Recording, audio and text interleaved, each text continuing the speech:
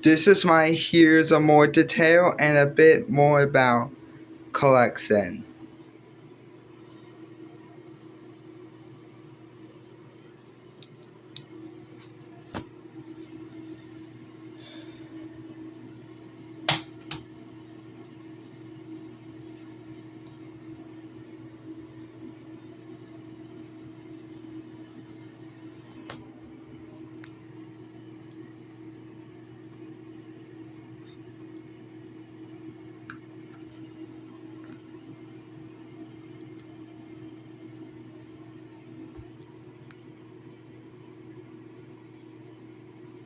Chris Rock is a visual effects professional, specifically a lighting artist who has worked on films like Monsters, Inc. and The Incredibles. He is also a visual effects production assistant. Here's a more detailed breakdown. Lighting artist. Chris Rock's IMDb page lists him as a lighting artist on the film Monsters, Inc. 2001. Visual effects production assistant. He also worked as a visual effects production assistant on the film Stealth 2005. Other visual effects work. He worked on The Incredibles 2004 as a simulation artist. Chris and Steve Rocks.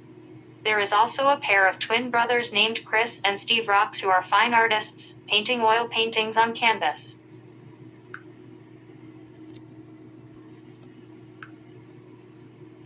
Yes, Mickey, Donald, Goofy, The Three Musketeers does feature a chorus in the end credits, specifically singing the song The Three Musketeers. Here's a more detailed breakdown. The film. The film, titled Mickey, Donald, Goofy, The Three Musketeers, is a 1993 animated Disney film that features Mickey Mouse, Donald Duck, and Goofy as the Three Musketeers.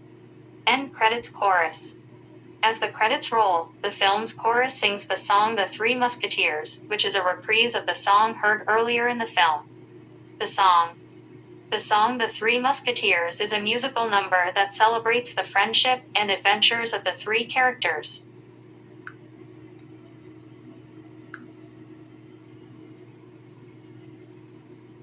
Jeff Bennett voices the man with the yellow hat and Mr. Rankins in the PBS Kids TV series Curious George. Here's a more detailed breakdown. Voice actor. Jeff Bennett is an American voice actor known for his work in various animated series. Curious George roles. Since 2006, he has voiced the characters of the man with the yellow hat and neighborhood farmer Mr. Rankins in the PBS Kids TV series Curious George. Other notable roles. Besides Curious George, Bennett has voiced characters in shows like The Marvelous Misadventures of Flapjack, Batman the Brave and the Bold, The Penguins of Madagascar, and Young Justice. Film role. In the 2006 animated film, the man with the yellow hat was voiced by Will Ferrell, according to Wikipedia. Other characters. Bennett also voices Professor Einstein in the series.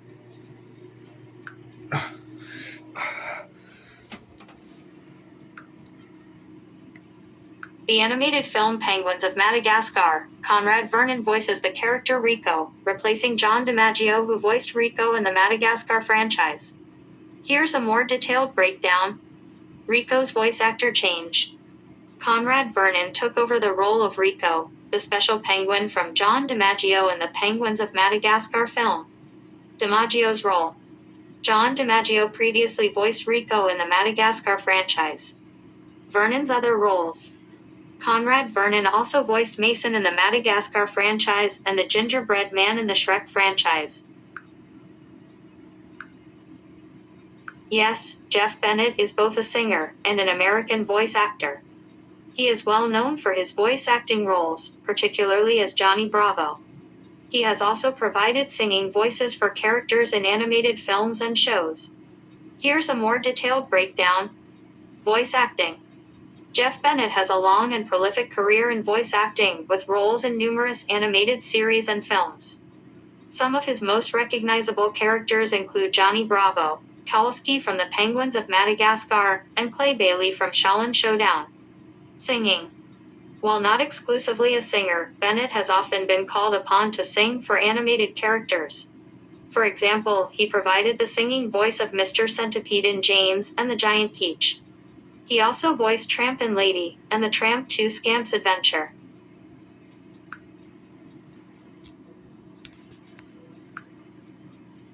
Yes, Jeff Bennett voiced Johnny Bravo, Dexter's dad, Kowalski in The Penguins of Madagascar and Petrie in The Land Before Time, among many other characters. Here's a more detailed breakdown. Johnny Bravo. Bennett is best known for voicing the titular character in the animated series Johnny Bravo, Dexter's dad. He also voiced Dexter, NDD's father in Dexter's Laboratory. Kowalski.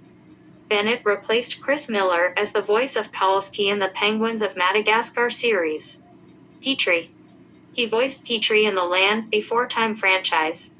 Other notable roles. Bennett has also voiced characters in shows like Lilo and Stitch the series, Dr. Jock von Hamsterville, The Powerpuff Girls, Ace, Grubber, Big Billy, Shaolin Showdown, Clay Bailey, and Earthworm Jim, Peter Puppy.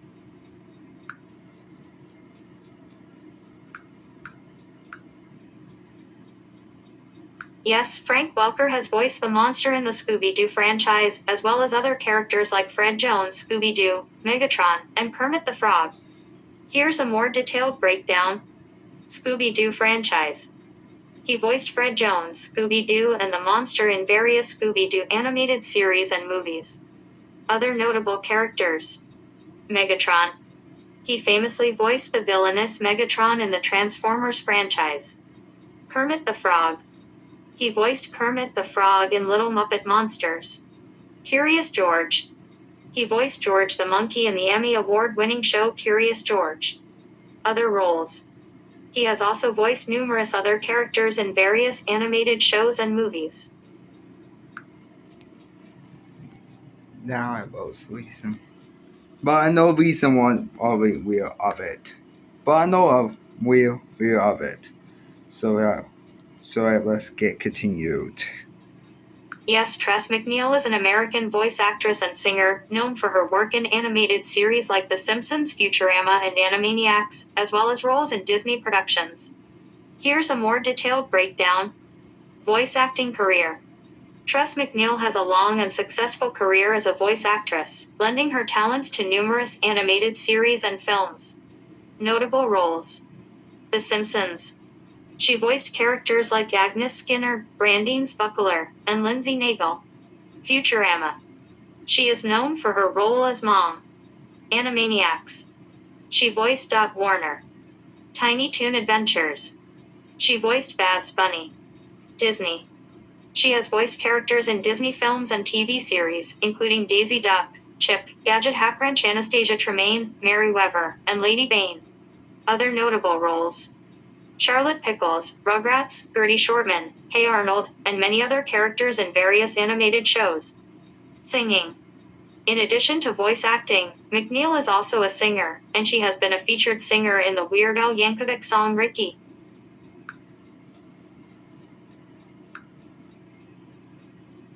Yes, Tom Kenny is an American actor, voice actor, comedian, and voice director, most known for his work in the SpongeBob SquarePants franchise where he voices SpongeBob, Gary the Snail, and the French narrator, and also sings.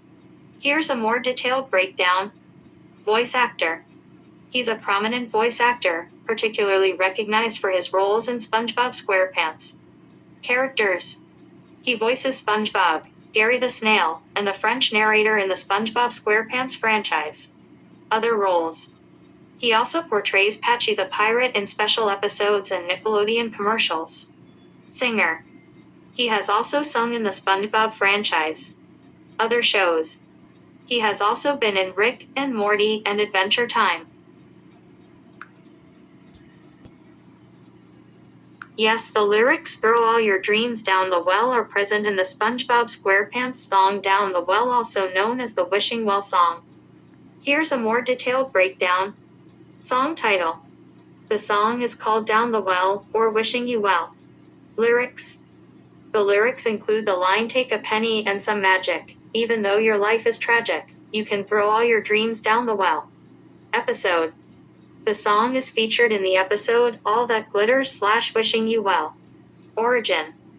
The song is a sea shanty borrowed from an Old England / English sea shanty from 1867 titled Blow the Man Down.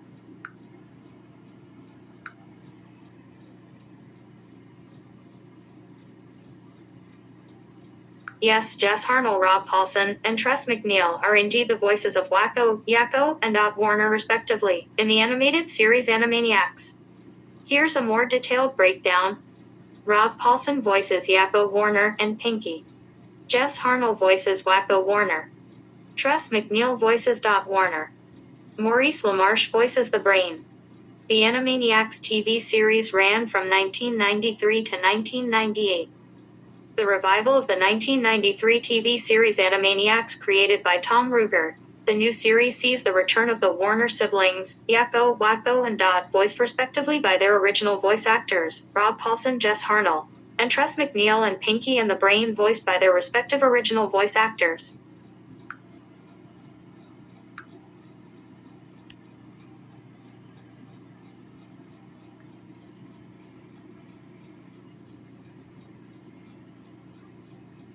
Jeff Gordon is a retired NASCAR driver, while Jeff Fisher is a voice actor known for his work in video games like The Last of Us and Mass Effect.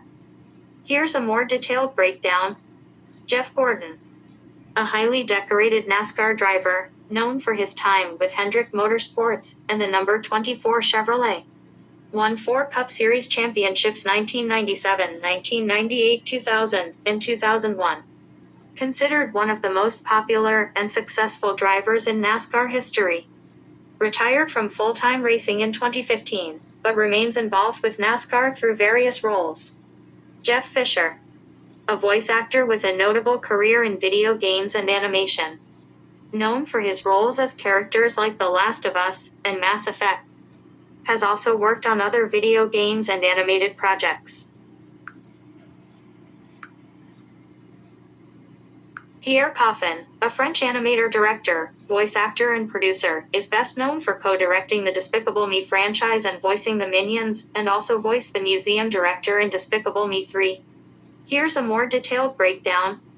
Known for co-directing Despicable Me 2, Minions, and Despicable Me 3, as well as voicing the Minions. Voice roles. He voiced Kevin, Bob Stewart, and other Minions in the Despicable Me franchise. Museum director. He also provided the voice for the museum director in Despicable Me 3. Other credits. He has worked on various animated films and TV series, including We're Back, a Dinosaur Story, Pings, and Pat at Stanley. Born Pierre Louis Padang Coffin, March 16, 1967. Nationality: French. Occupation: animator, director, voice actor, producer, writer.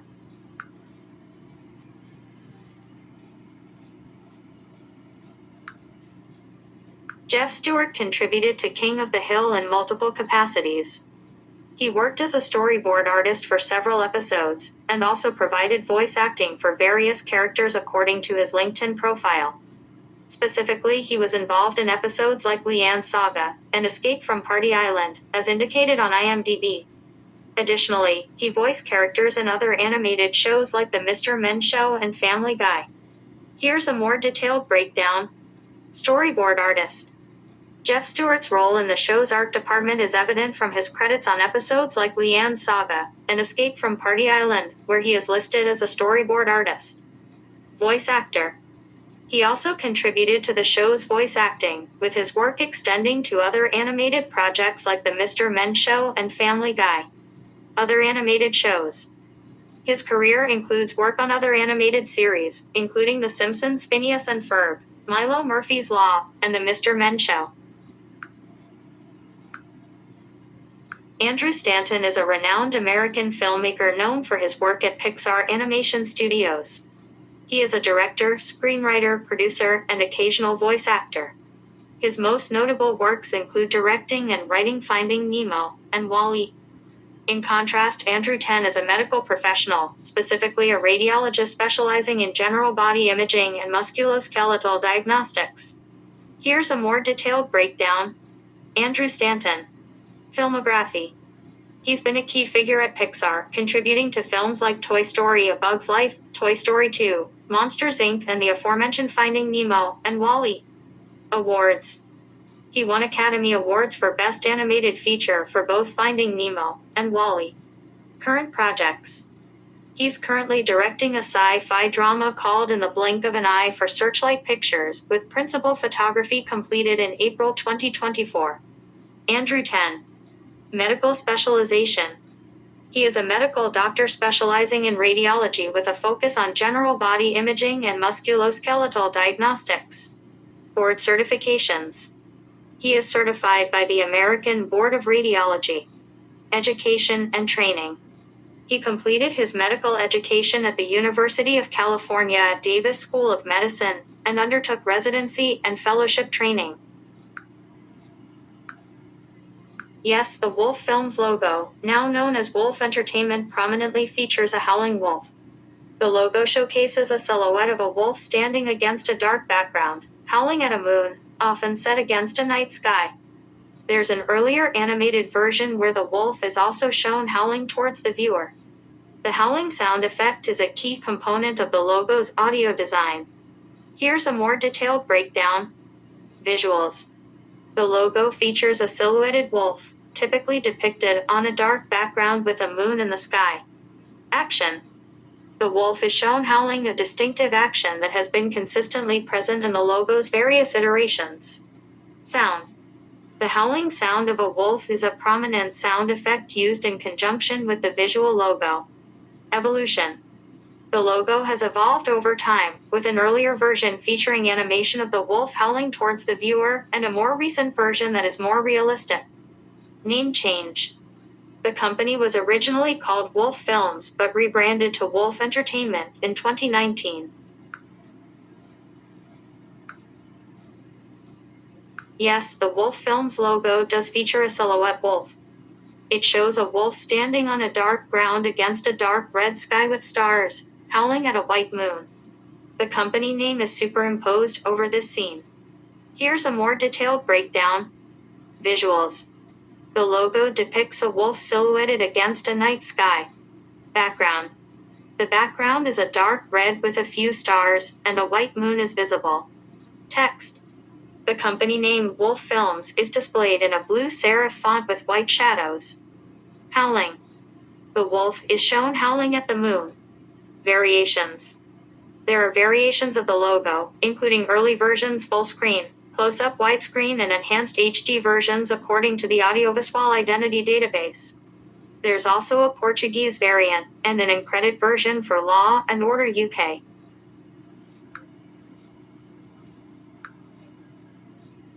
Yes, the Wolf Films logo includes the sound of a wolf howling. It's a distinctive audio element used in the logo's animation.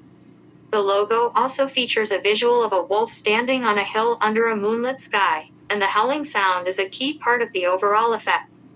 Here's a more detailed breakdown. Visuals.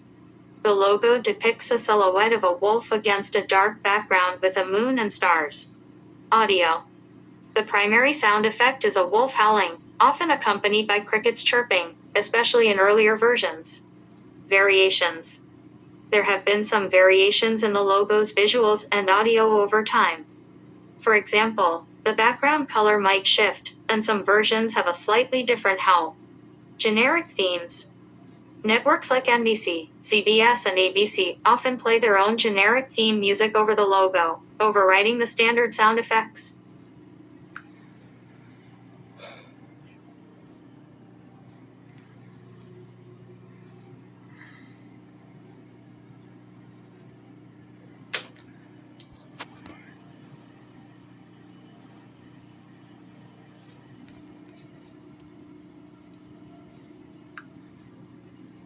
DreamWorks Animation switched from Advanced Micro Devices, AMD, to Intel chips as they transitioned to producing all 3D movies.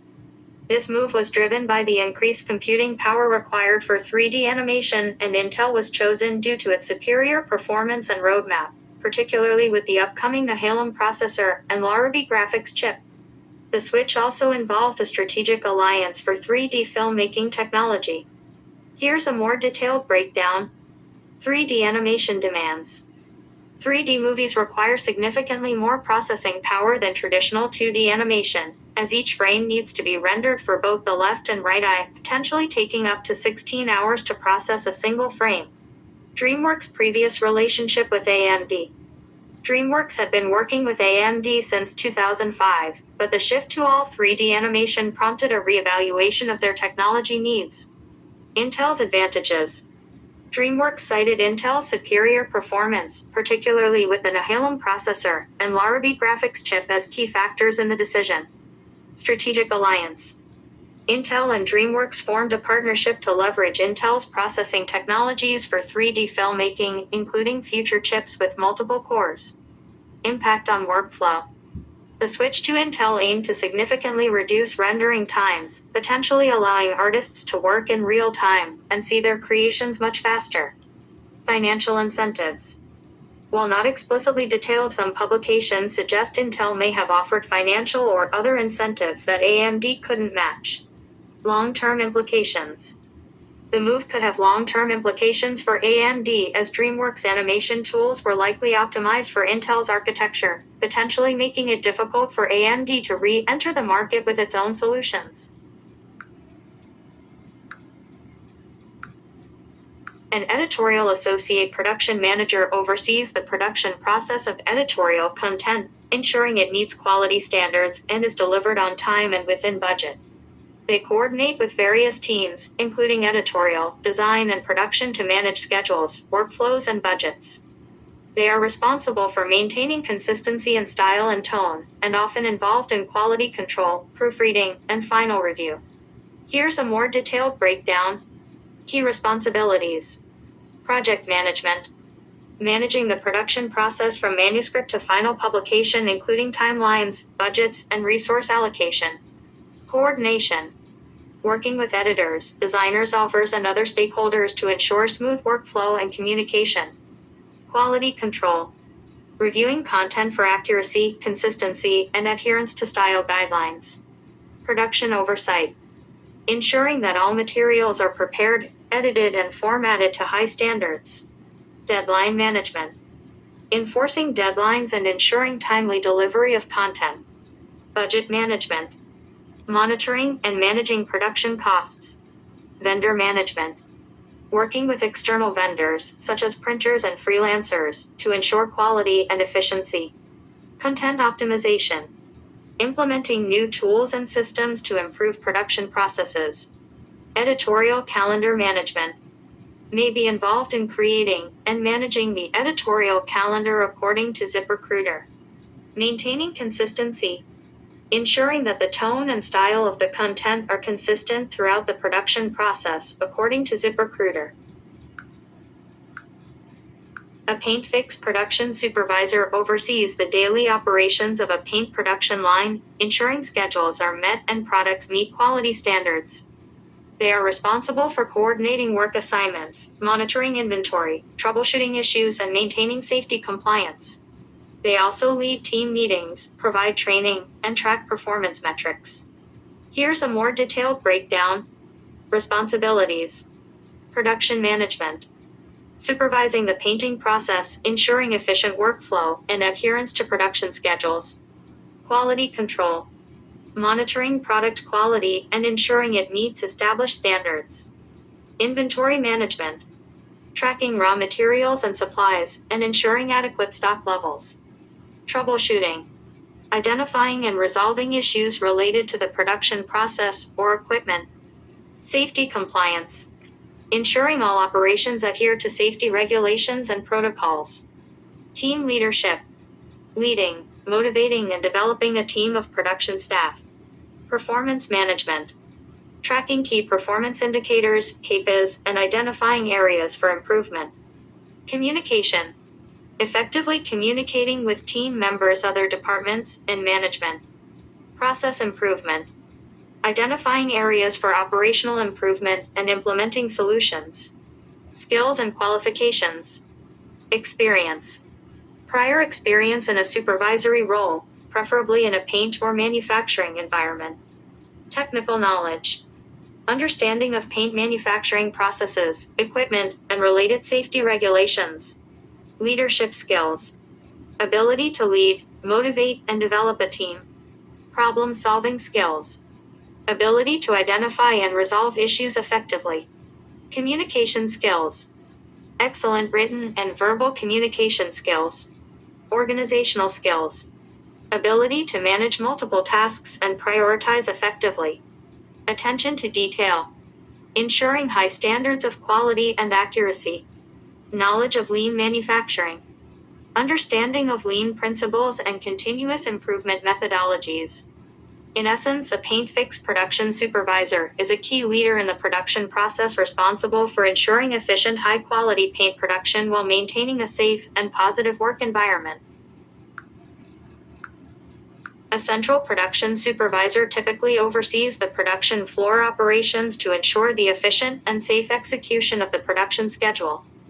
This role involves managing staff, equipment, and inventory, while maintaining quality, safety, and sanitation standards. They also play a crucial role in training, performance management, and driving continuous improvement within the production team. Here's a more detailed breakdown. Key responsibilities. Supervising production operations. Managing daily production activities, ensuring adherence to schedules, and coordinating resources. Team management. Leading and developing a team of production personnel, including hiring, training, and performance management. Quality and safety. Maintaining strict adherence to quality standards, safety regulations, and sanitation procedures. Resource management. Overseeing equipment, inventory, and staffing needs to optimize production efficiency. Process improvement. Identifying areas for improvement in production processes, implementing changes, and contributing to increased efficiency and quality. Collaboration. Working with other departments like engineering, quality control, and supply chain to resolve issues and support production goals. In the context of River Groveville. Given the location in River Groveville, a central production supervisor might work in a manufacturing facility, a food processing plant, or another production-oriented environment. They would be responsible for the smooth functioning of the production line, ensuring that products are produced on time, within budget, and to the required quality standards. They might also be involved in implementing lean manufacturing principles and continuous improvement initiatives.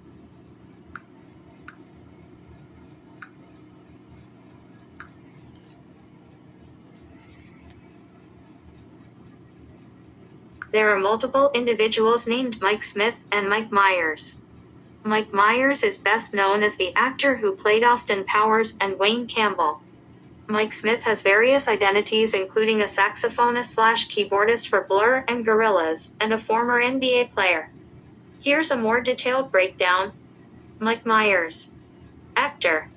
Most famously known for his roles as Austin Powers, Wayne Campbell in Wayne's World, and more. Canadian. He is of Canadian descent and has a prominent place in the history of American film. Mike Smith. Musician.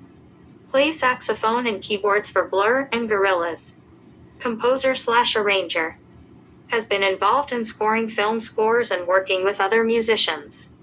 Former NBA player. Briefly played in the NBA for the Wizards in the 2000-2001 season. Obituary. There is an obituary for Michael Mike Smith, a man who was a vet tech, park ranger, and horse lover who passed away on March 17, 2025.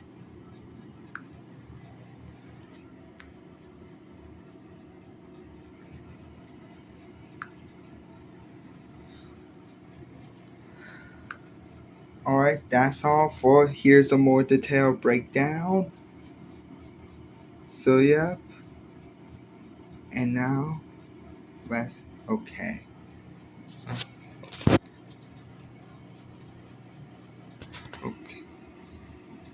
Okay, let's get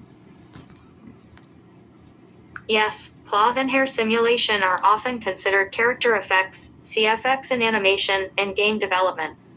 These simulations add realism and believability to characters by mimicking how clothing and hair would naturally move and interact with the environment and other elements. Here's a more detailed explanation. Character effects, CFX. CFX encompasses the simulation of various dynamic elements on characters, including cloth, hair, and sometimes even body fat or other soft materials. Cloth simulation. This involves creating digital models of clothing and simulating how they react to forces like gravity, wind, and movement. This includes things like wrinkles, folds, and how the fabric drapes and flows. Hair simulation. Similar to cloth, hair simulation focuses on creating digital hair that behaves realistically. This includes simulating how it moves in the wind, interacts with clothing, and responds to gravity. Importance of CFX. CFX is crucial for making characters feel more lifelike and immersive. It helps to convey a sense of weight, texture, and movement that is essential for engaging the audience. Performance considerations.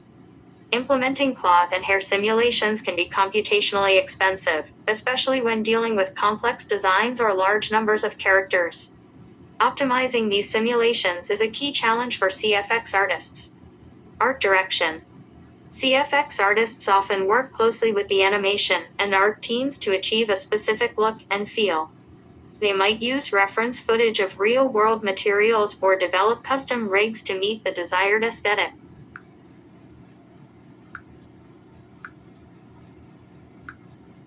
Rob Paulsen voiced Stanley Ipkiss / The Mask in the animated TV series The Mask 1995 to 1997, a role that was originally played by Jim Carrey in the live-action film, and he has noted receiving feedback from producers and directors to emulate Carrey's performance. Here's a more detailed explanation.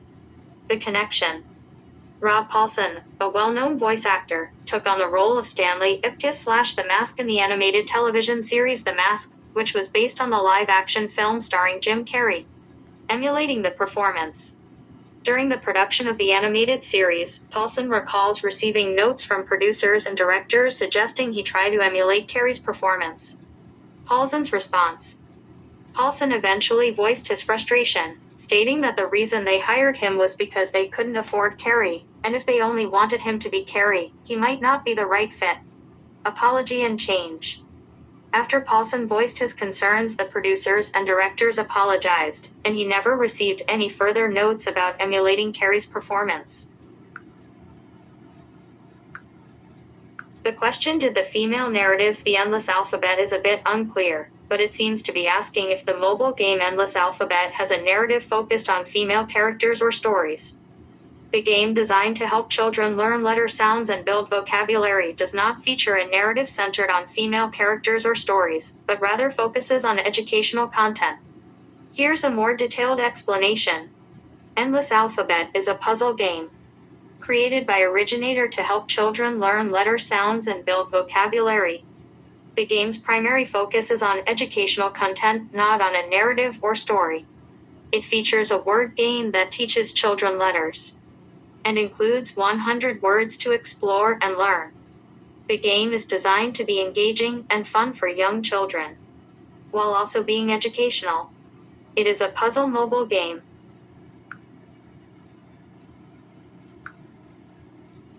Yes, Madagascar 3 has a prominent appearance of Ben or Ben the Penguin in the second half of its end credits, specifically during the song "I'm Just Gonna Sing Forever." Ben's character, along with other penguins, is animated in a loop during this part of the credits, adding to the fun and festive atmosphere of the end credits. Here's a more detailed explanation. The "I'm Just Gonna Sing Forever" song plays during the end credits, and the penguin characters, including Ben, are featured in a looped animation. This loop features the penguins dancing and singing along with the song, making it a visually engaging and entertaining part of the end credits. The song and the penguin animation create a fun and lively conclusion to the movie, making it a memorable part of the viewing experience.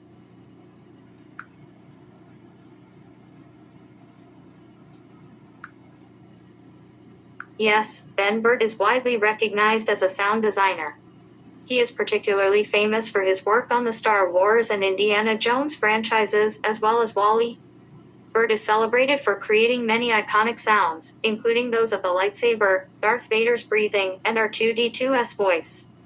Here's a more detailed look at his contributions. Sound effects pioneer. Burtt's work revolutionized sound design in film, particularly in the realm of science fiction and adventure. Innovative techniques. He is known for using a combination of practical effects, electronic sounds, and vocalizations to create unique and memorable soundscapes. Father of modern sound design. This title reflects his significant impact on the field and his innovative approach to creating sound for movies. Beyond Star Wars. While his work on Star Wars is legendary, he has also contributed to numerous other films, including Raiders of the Lost Ark, E.T. the Extraterrestrial, and WALL-E. Director and editor. In addition to sound design, Burt has also worked as a film editor, director, and voice actor.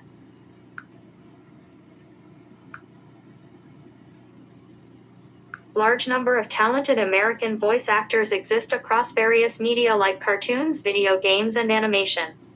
Some of the most well-known include Mel Blanc, known for voicing numerous Looney Tunes characters, Nancy Cartwright, the voice of Bart Simpson, and Tara Strong, who has voiced countless animated characters. Other notable names include Jim Cummings, Mark Hamill, Billy West, Frank Welker, and John DiMaggio. Here's a more detailed look at some of the most prominent American voice actors. Mel Blanc. Often referred to as the man of 1,000 voices, Mel Blanc was a legendary voice actor famous for his work on Looney Tunes and Merry Melodies, where he voiced characters such as Bugs Bunny, Daffy Duck, and Tweety Bird. Nancy Cartwright. A prolific voice actor, she is best known for voicing Bart Simpson, as well as other characters on the show, showcasing her range and ability to create distinct personalities. Tara Strong. Known for her extensive work in animation and video games, Tara Strong is recognized for her roles as Timmy Turner in The Fairly Odd Parents and Batgirl. Jim Cummings. A prolific voice actor, Cummings is known for his work with Disney, including voicing Winnie the Pooh and Tigger. Mark Hamill. While known for his role as Luke Skywalker, Hamill has also built a strong career as a voice actor, particularly for his portrayal of the Joker in Batman, the animated series. Billy West. He is known for voicing Fry and Professor Farnsworth from Futurama, Stimpy from Ren and Stimpy, and the pilot of Invader Zim. Frank Welker. A veteran voice actor, Welker is known for his diverse range of character voices and vocal effects in various animated series and movies. John DiMaggio. Best known for voicing Bender in Futurama, DiMaggio also voices Jake the dog in Adventure Time and Drive, Draken in Kim Possible. Phil LaMarr. An iconic performer, LaMarr is recognized for his roles in Futurama, as the voice of Samurai Jack, and his appearance in Pulp Fiction. Rob Paulsen. He is known for voicing Raphael and Donatello from Teenage Mutant Ninja Turtles, and Yakko Warner from Animaniacs.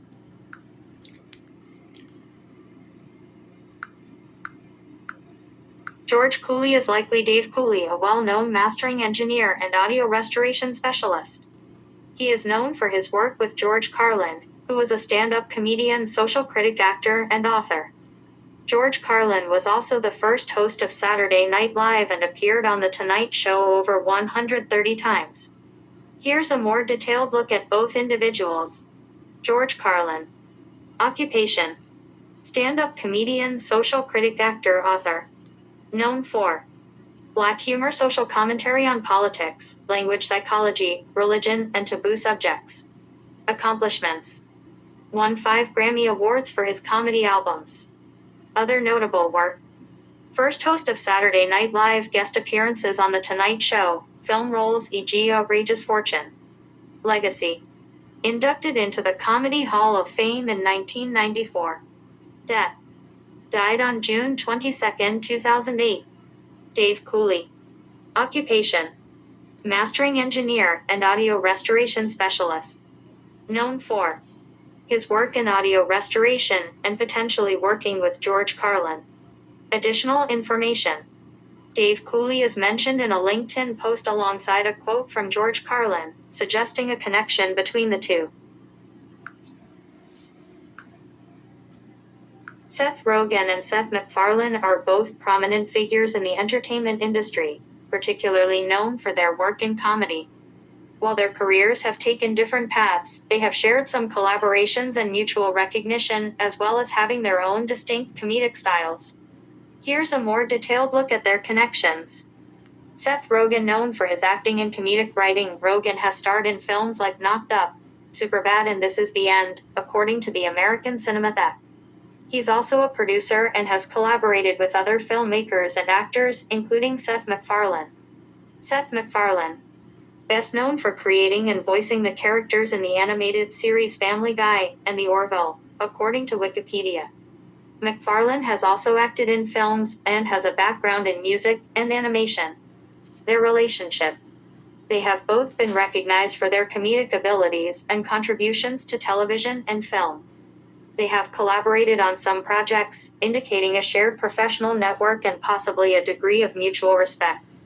While they have different comedic styles, both have achieved significant success and influence in their respective fields. A post on mobile.xcom highlights McFarlane's views on cancel culture in relation to other personalities.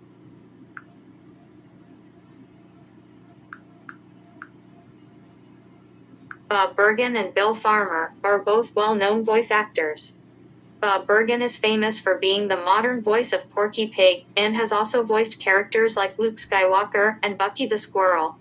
Bill Farmer is best known for voicing Disney's Goofy since 1987, as well as Pluto and Horace Horsecollar. They both also appeared in the movie Space Jam. Here's a more detailed look at their careers. Bob Bergen. Porky Pig. Bergen has voiced Porky Pig in numerous projects, including Tiny Toon Adventures, Space Jam, Looney Tunes Back in Action, Duck Dodgers, and The Looney Tunes Show. Other notable roles.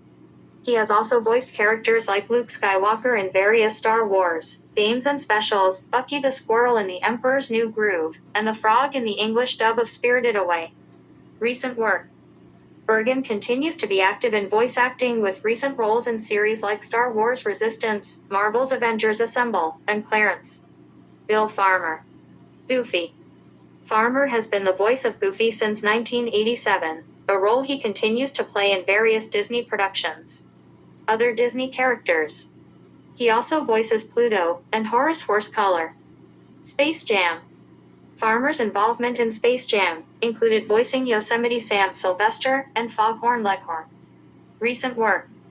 Farmer is also known for his work in Kingdom Hearts and continues to voice Goofy in various Disney projects.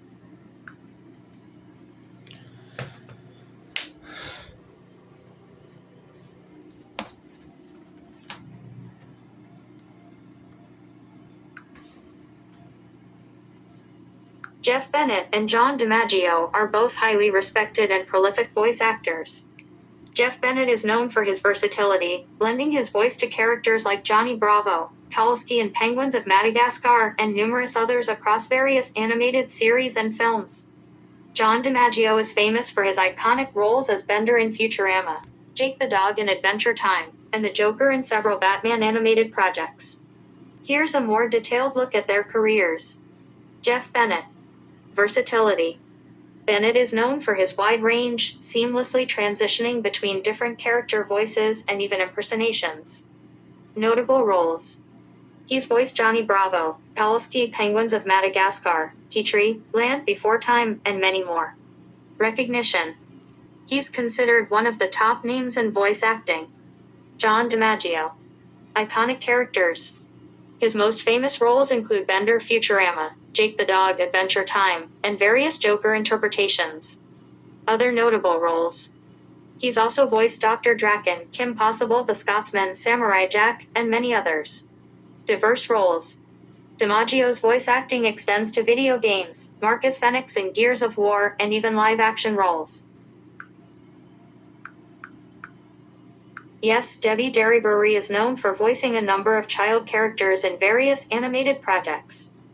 Her most prominent role is voicing Jimmy Neutron in the film and TV series of the same name. She has also voiced characters in other animated films and shows like Toy Story, Incredibles 2, and Trolls, according to Wikipedia. Here's a more detailed look at her work with children's voices.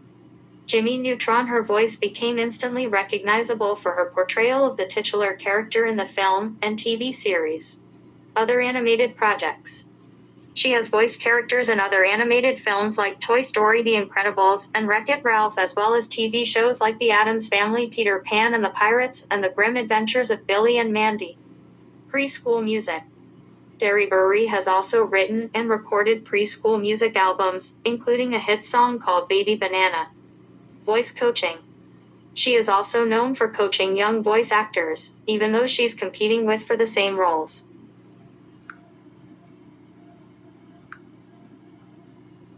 Rob Paulsen, Jeff Bennett, and Jim Cummings are all voice actors, and they've worked together on several animated projects, particularly for Disney. They've voiced characters in films like An Extremely Goofy Movie. Here's a more detailed look. Rob Paulsen. He's known for voicing characters like Raphael in the 1987 Teenage Mutant Ninja Turtles cartoon, Yakko Warner in Animaniacs, and Carl Wheezer in Jimmy Neutron, Boy Genius. Jeff Bennett. He's voiced characters like Bradley Uppercrust III and Chuck the Sportscaster in An Extremely Goofy Movie. Jim Cummings.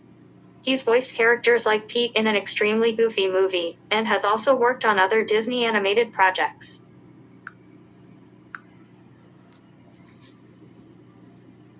Yes, Hank Azaria voices a multitude of characters on The Simpsons. He's known for voicing characters like Moe Szyslak, Chief Wiggum, Snake Jailbird, and many others. In fact, Azaria, along with Dan Castellaneta and Harry Shearer, voiced over 100 characters on the show. Here's a more detailed look. Numerous voices. Azaria has voiced a wide array of characters throughout the show's history. Iconic roles. He's particularly famous for his portrayals of Moe Szyslak, Chief Wiggum, and Snake Jailbird. Significant contribution. He, along with Castellaneta and Shearer, contributed significantly to the voice cast, collectively representing around 60% of the voices on the show. Apu. While Azaria did voice Apu for a long time, he later announced that he would no longer voice the character due to concerns about the character's portrayal. Tom Cruise and Tom Kenny are both actors, but they work in very different fields. Tom Cruise is a renowned live-action actor known for his roles in films like Top Gun and the Mission Impossible series. Tom Kenny is a highly accomplished voice actor, most famous for voicing SpongeBob SquarePants. Here's a more detailed look. Tom Cruise. A major Hollywood star known for his high-energy performances and action roles. His notable films include Top Gun, the Mission Impossible franchise Risky Business, and Jerry Maguire. He's received numerous accolades, including Golden Globe Awards and nominations for Academy Awards. His films have grossed over $13.2 billion worldwide, according to Wikipedia. He's still actively working, with the 8th Mission Impossible film recently released. Tom Kenny.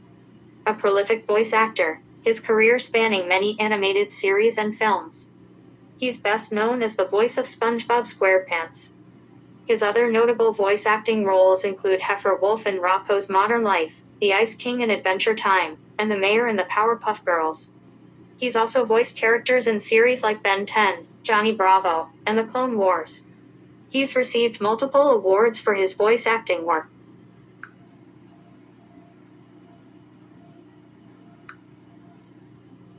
Jeff Trame and Jeff Bennett are both American voice actors, but they are known for distinct characters and roles in animation and film. Jeff Bennett is particularly famous for his role as Johnny Bravo, while Jeff Trame is known for voicing characters like Skeletor and the Grim Reaper in the Marvel animated series, as well as various roles in other animated projects. Here's a more detailed comparison. Jeff Bennett. Notable roles. Johnny Bravo. Dr. Hamsterville, Lilo and Stitch. Dexter's Dad, Dexter's Laboratory. Kalski, The Penguins of Madagascar.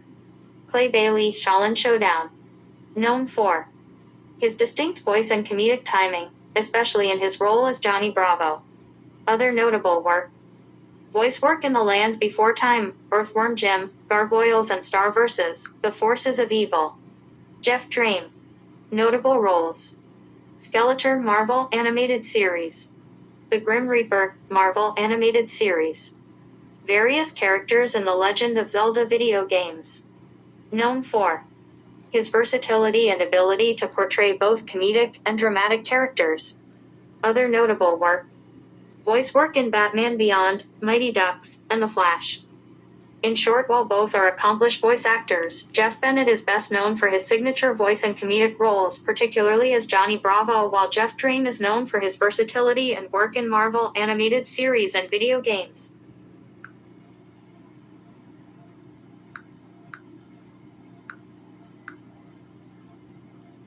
Some notable American voice actors who are also known for their singing abilities include Susan Bennett, Christina V., Rachel Lillis, Dan Green, Eric Stewart, and Kevin T. Collins. Here's a more detailed look at some of these individuals. Susan Bennett, known for being the voice of Apple's Siri, she also has a background as a former backup singer for Roy Orbison and Burt Bacharach.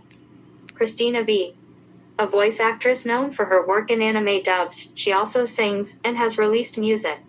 Rachel Lillis, another voice actress who is also a singer, known for her work in anime dubs. Dan Green, a voice actor and singer, known for his work in anime dubs. Eric Stewart, a voice actor and singer, known for his work in anime dubs. Kevin T. Collins, a voice actor and singer, known for his work in anime dubs. Adriana Caselotti, she voiced Snow White in Snow White and the Seven Dwarfs, and was also a singer. Tara Strong, a Canadian-American actress who has provided voice work for animation and video games and has performed in live action. Mel Blanc, known as the Man of Thousand Voices, he was a prolific voice actor and also had a singing career. Jeff Bennett and Tom Hanks are both actors, but they are not related, and their careers are not directly linked. Jeff Bennett is a voice actor known for voicing Johnny Bravo, while Tom Hanks is a well-known film actor. Here's a more detailed look at each of them. Jeff Bennett is an American voice actor known for voicing Johnny Bravo, based on Elvis Presley voice. Also voiced characters in shows like Batman the Brave and the Bold, Planet Sheen, TUFF Puppy, Young Justice, and the Penguins of Madagascar. According to IMDb, he has over 100 voice acting credits. Tom Hanks is a well-known film actor known for his roles in films like Forrest Gump, Saving Private Ryan, and The Terminal. Has won 2 Academy Awards for Best Actor. Jim Cummings and Tim Allen are both voice actors, and they have both worked on Disney projects, including The Princess and the Frog, where Cummings voiced Ray, and other animated movies, while Allen is known for his role in Toy Story. Here's a more detailed look. Jim Cummings is a prolific voice actor known for his work in animation, including roles in Disney projects. He voiced Ray in The Princess and the Frog. He has voiced numerous characters in Disney movies, including Winnie the Pooh and other animated characters. Tim Allen is a well-known actor known for his roles in Toy Story and other films. He is also known for his work in television, including the sitcom Home Improvement. He has worked on various Disney projects, including voice roles in animated films. Jack Black is an actor best known for his comedic roles, while Jack Angel was a voice actor who worked extensively in animated series and films. Both actors had successful careers, with Angel working on iconic shows like The Transformers. Here's a more detailed look at each. Jack Black, a renowned actor known for his comedic timing and unique characters, Jack Black has appeared in films like Shallow Hal, School of Rock, and Kung Fu Panda. He also has a prominent role in the TV show Touched by an Angel. Jack Angel, a voice actor who lent his talent to various animated projects, including the Transformers, G.I. Joe, and Dino Riders. He also worked on films like AI, Artificial Intelligence, and Balto. Jack Angel passed away on October 18, 2021, at the age of 90.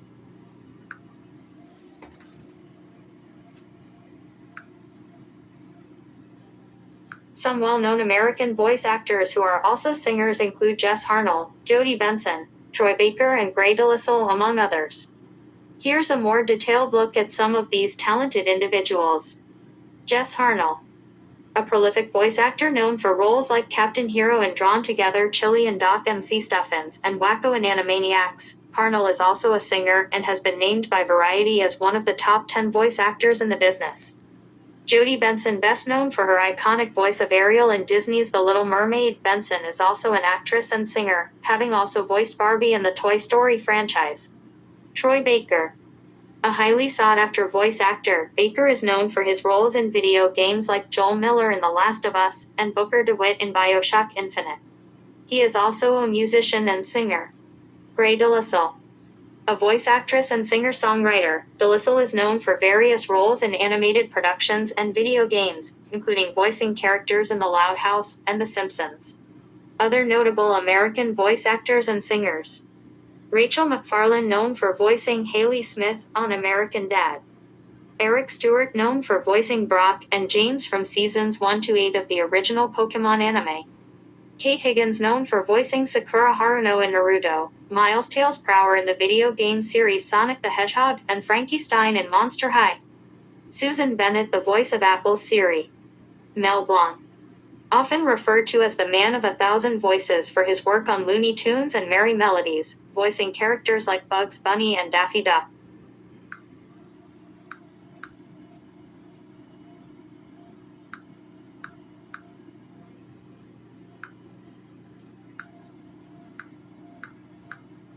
Jeff Bennett and John DiMaggio are both well-known voice actors, with Bennett known for his versatility for roles like Johnny Bravo, while DiMaggio for his powerful, distinctive voice, particularly in animated series. Here's a more detailed look at their careers. Jeff Bennett. Versatile voice actor. Bennett is known for his ability to create a wide range of characters with distinct voices, often drawing inspiration from Elvis Presley for characters like Johnny Bravo. Notable roles. Johnny Bravo. He is best known for voicing Johnny Bravo, a character he made sound like Elvis Presley. Other characters. He has voiced characters in various animated series and movies, including Drive, Hamsterville from Lilo and Stitch, Kowalski from The Penguins of Madagascar, and Dexter's dad in Dexter's Laboratory. Star Wars. Bennett also voiced Jango Fett and Count Dooku in the Star Wars series, taking over for Temuera Morrison and Christopher Lee respectively. Imitation skills. Bennett's impressions of Christopher Walken are so accurate that other voice actors often mimic his impression when asked to impersonate Walken. John DiMaggio. Distinctive voice. DiMaggio is recognized for his powerful, low-pitched voice, which he uses to create intimidating and memorable characters. Notable roles. BoJack Horseman. He is known for voicing the character of Mr. Peanut Butter in BoJack Horseman. Other characters. He has also voiced characters in various animated series and movies, including Rico from The Penguins of Madagascar, and Bender from Futurama. Overuse in Ben 10. Some fans have noted that DiMaggio was overused in the Ben 10 series, with multiple characters sounding similar.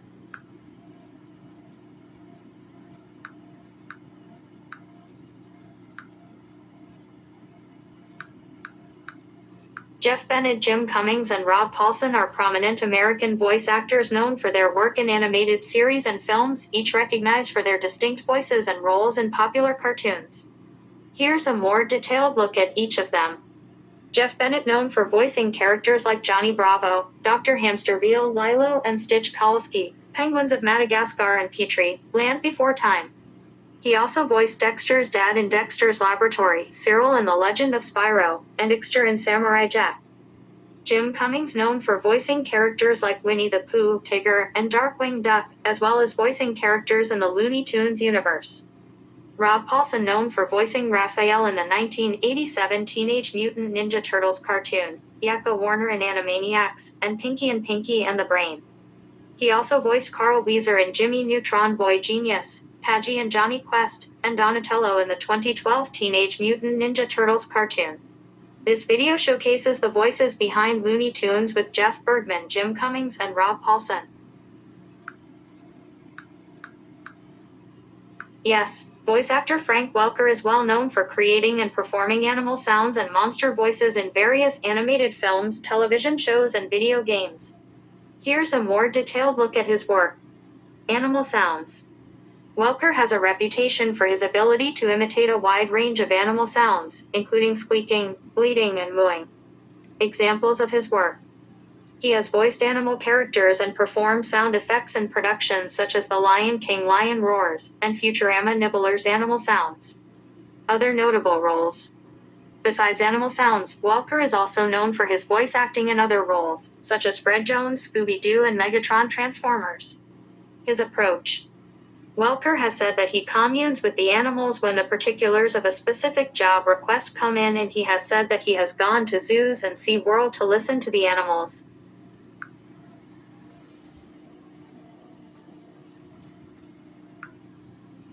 Rob Schneider and Rob Paulsen are both well-known actors, but they are known for different things. Rob Schneider is a comedian and actor, while Rob Paulsen is a voice actor known for roles like Raphael from the original Teenage Mutant Ninja Turtles series and Pinky from Animaniacs. Here's a more detailed look at each of them. Rob Schneider. He's a comedian, actor, and writer, known for his work in films like Deuce Bigalow, Male Gigolo, and The Hot Chick. He was also a cast member on Saturday Night Live. Rob Paulsen. He's a voice actor known for his work on animated series like Teenage Mutant Ninja Turtles as Raphael, Animaniacs as Pinky, and Pinky and the Brain. He also voiced Carl Wheezer in Jimmy Neutron. These are all prominent voice actors, with Jeff Bennett known for Johnny Bravo and Dexter's Laboratory, Jeff Bergman for his work on The Simpsons and Family Guy, Jim Cummings for Rudy and Brave, Jeff Fisher for The Simpsons and Family Guy, Rob Paulsen for The Simpsons and Family Guy, and Frank Welker for Transformers and The Smurfs. Here's a more detailed look at each of them. Jeff Bennett. An American voice actor known for voicing Johnny Bravo in the cartoon of the same name Dexter, and Dee Dee's dad in Dexter's Laboratory, and various characters in the Powerpuff Girls. Jeff Bergman. A voice actor known for his work on The Simpsons and Family Guy. Jim Cummings. A voice actor known for his work on Rudy and Brave. Jeff Fisher. A voice actor known for his work on The Simpsons and Family Guy. Rob Paulsen. A voice actor known for his work on The Simpsons and Family Guy. Frank Welker. A voice actor known for his work on Transformers and The Smurfs.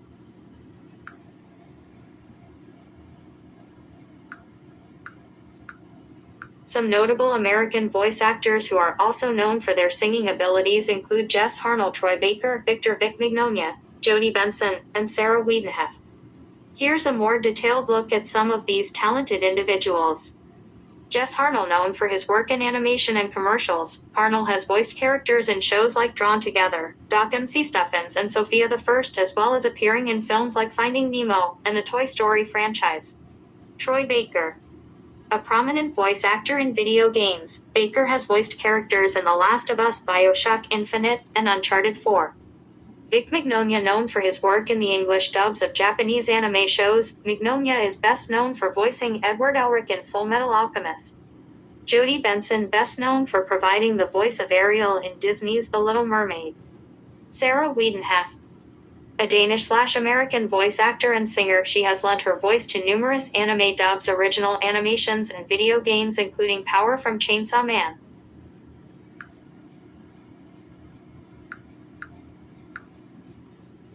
Yes, Frank Welker is known for his work as a voice actor, and he has voiced numerous animal characters throughout his career, including Scooby-Doo, Megatron, and others. Here's a more detailed look at some of his notable animal voice roles. Scooby-Doo. Welker has voiced Scooby-Doo since 2002, succeeding Scott Innes. Transformers. He is known for voicing Megatron in various incarnations of the Transformers franchise. Other animal characters. He has voiced characters like Abu in Aladdin, George the Monkey in Curious George, and many more. The Simpsons. He provided barks for Santa's Little Helper and meows for Snowball too. Other notable roles. He has also voiced characters like Fred Jones in the Scooby-Doo franchise, Drive, Claw in Inspector Gadget, and Soundwave in Transformers.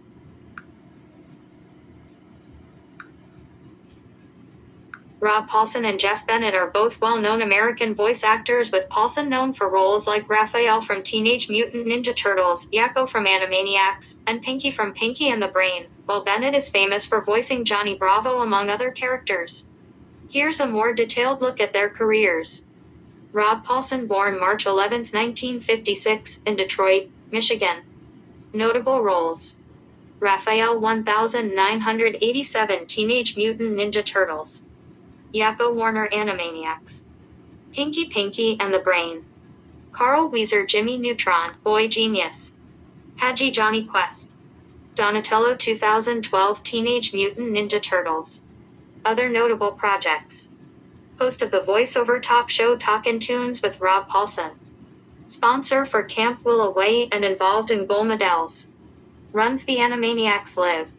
Tour with Randy Rogel. Spokesman for Boo to Bullying. Fun fact. Paulson's impression of Christopher Walken is so accurate that other voice actors often do a bad impression of Jeff doing a good impression when asked to impersonate Walken. Jeff Bennett. Born October 2, 1962.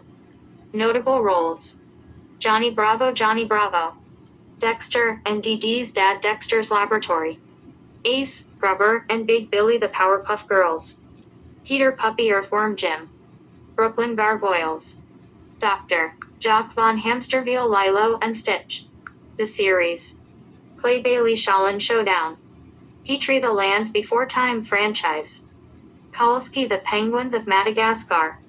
Other notable projects: voiced over 100 television characters and appeared in over 200 television shows. Had a live-action role as Gordy in Ned's Declassified School Survival Guide.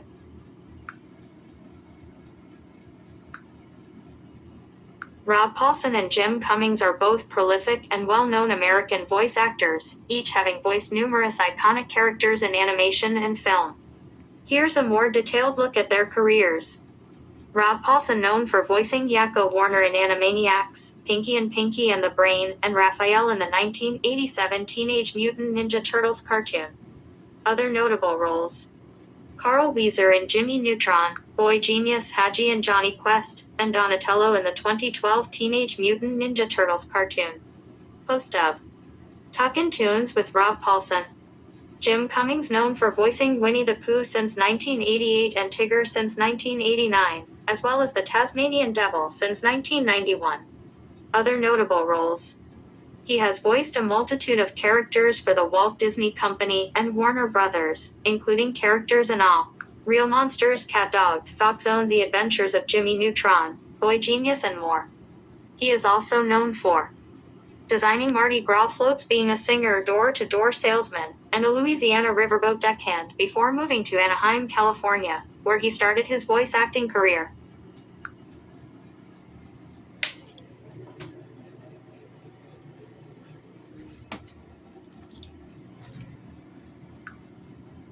Jeff Bennett voiced Kiki's father, Aquino, in the English dub of Kiki's Delivery Service.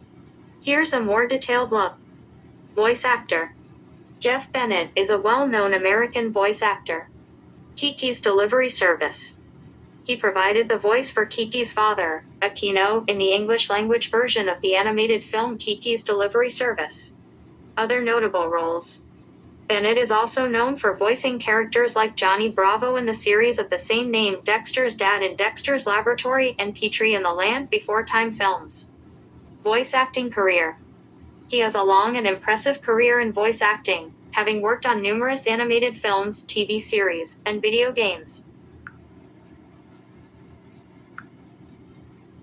Jeff Garlin and Jeff Bennett are both actors, but they are known for different roles. Jeff Garlin is an actor known for his roles in The Larry Sanders Show and Curb Your Enthusiasm, while Jeff Bennett is a voice actor known for voicing Johnny Bravo and other characters in animated series. Here's a more detailed comparison. Jeff Garlin, known for his roles as a comedian and actor, particularly in TV shows like The Larry Sanders Show and Curb Your Enthusiasm. Other notable roles: he also appeared in films like The Good Father and The Big Short. Voice work: while he has done some voice work, it's not his primary focus. Jeff Bennett, known for his extensive voice acting career, particularly in animated series. Notable voice roles: Johnny Bravo in the television series of the same name, Dexter and Dee Dee's dad in Dexter's Laboratory, Kalski in the Penguins of Madagascar, Petrie in the Land Before Time franchise. Other notable roles: he has voiced characters in numerous other animated series, movies, and video games. Jeff Bennett is an American voice actor known for voicing characters like Johnny Bravo, Dexter's dad, and Kalski from the Penguins of Madagascar, while Jeff Pigeon is a writer and voice actor known for his work on Tiny Toy Stories. Here's a more detailed look at each. Jeff Bennett. He is an American voice actor, singer, and actor, born on October 2, 1962. He is known for his roles in animated series such as Johnny Bravo, Dexter's Laboratory, The Powerpuff Girls Lilo and Stitch the Series, The Penguins of Madagascar, and Shaolin Showdown. He has voiced over 100 television characters and appeared in over 200 television shows. He has won an Annie Award for his role in The Penguins of Madagascar, and an Emmy Award for his role in Transformers Rescue Bots. He has also appeared in live-action roles, such as Gordy and Ned's Declassified School Survival Guide. Jeff Pigeon.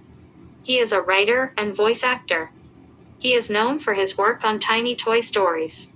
In the international releases of Tiny Toy Stories, Jeff Pigeon was replaced by D. Bradley Baker as the Squeeze Toy Aliens. Now before I start the, here's a bit more about each of them, and here's a more detailed look at his career. I just want to let you know that other roles that Dan Castellaneta and Jessica DeSico have been other roles. So yeah, let's go. Dan Castellaneta is a prolific voice actor renowned for voicing many characters in The Simpsons, including the Kennedy-esque Mayor Quimby. He is also widely recognized as the voice of the titular hero in the 1995-1996 animated series Earthworm Jim. His versatile career includes roles like Homer Simpson, Genie in Aladdin, and Grandpa Phil in Hey Arnold. Key voice roles: Mayor Quimby, The Simpsons. Castellaneta voices the corrupt Diamond Joe Mayor of Springfield, a character based on stereotypical New England politician portrayals. Earthworm Jim, Earthworm Jim. He provided the voice for the hero Earthworm Jim and his counterpart Evil Jim in the 1995 animated series. Other roles: in addition to Homer Simpson, he voices Barney Gumble, Krusty the Clown, Groundskeeper Willie, and Hans Moleman in The Simpsons. Castellaneta is known for his work in both television animation and improvisational comedy.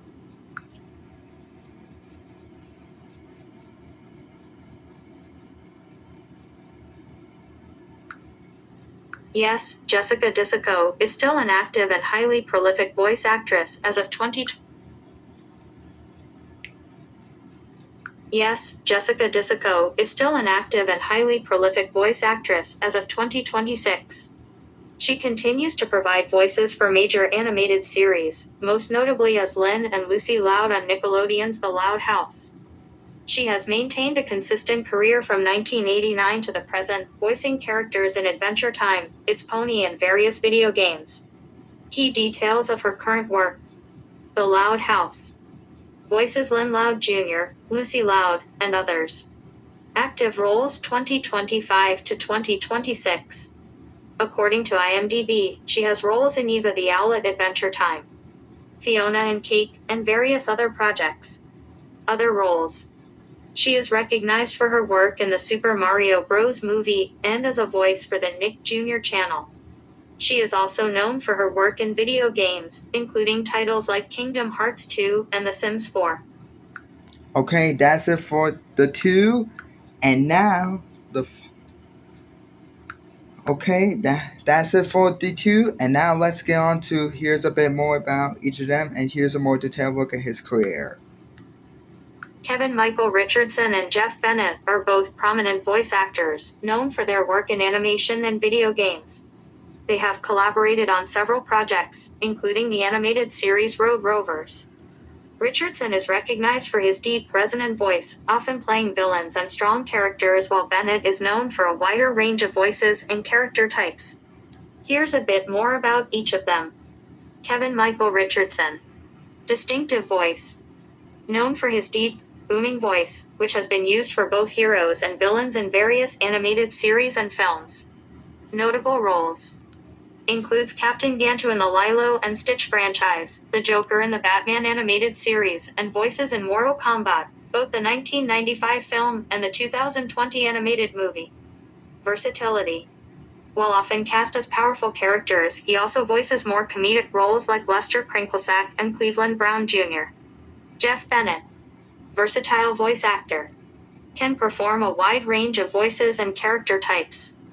Extensive credits. Has voiced characters in numerous animated series, including Johnny Bravo, Dexter's Laboratory, and the Powerpuff Girls. Popular characters: Notable for voicing characters like Kowalski in The Penguins of Madagascar and Jitters in the new Woody Woodpecker show. Yes, both Jeff Bennett and Rob Paulsen are indeed American voice actors and singers. They have both contributed extensively to the world of voice acting in animated films, television shows, and video games. Here's a bit more about each of them. Jeff Bennett.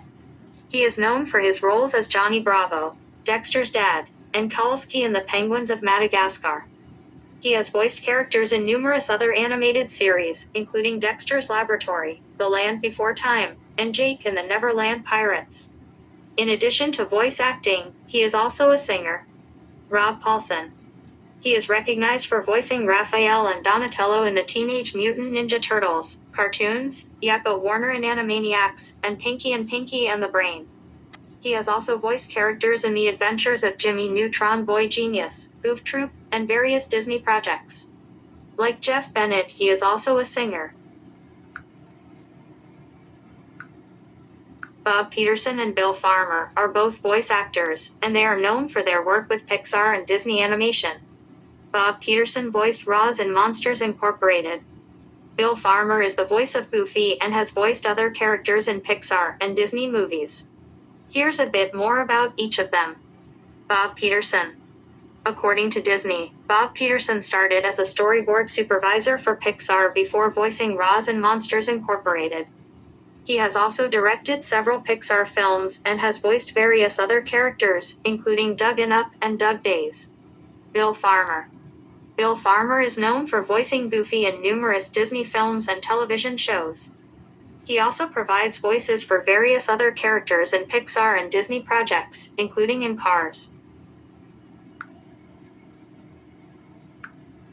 Samuel L. Jackson and Rob Paulsen are both actors, but they are known for different types of roles and have different career paths.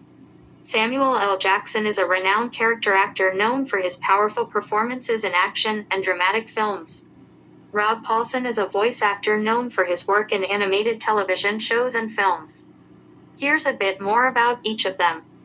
Samuel L. Jackson, known for his iconic roles in films like Pulp Fiction, The Avengers, and the Star Wars franchise. Acting style. Characterized by his intense and charismatic delivery. Rob Paulsen, known for his voice work in animated shows like The Ren and Stimpy Show, Teenage Mutant Ninja Turtles, and Pinky and the Brain. Voice acting style. Versatile, with a range of characters from comedic to heroic. Yes, Jeff Bennett, Jim Cummings, and Rob Paulsen are all American voice actors known for their work in animated television and film. Here's a bit more about each of them. Jeff Bennett, he's well known for voicing Johnny Bravo, Dr. Hamsterville from Lilo and Stitch, Kowalski from The Penguins of Madagascar, and many other characters. Jim Cummings, he's a prolific voice actor known for his work on shows like The Smurfs, A Smurf, Brave Little Toaster, and The Rugrats. Rob Paulsen, he's famous for voicing characters like Pinky from Pinky and the Brain and Demolition Dude from Teenage Mutant Ninja Turtles. Yes, Jeff Bennett, Jim Cummings, and Rob Paulsen are all American voice actors and singers known for their work in animated films, television shows, and video games. Here's a bit more about each of them. Jeff Bennett. He is known for voicing Johnny Bravo, based on Elvis Presley voice, Dr. Hamsterville from Lilo and Stitch, and Petrie from The Land Before Time. Jim Cummings.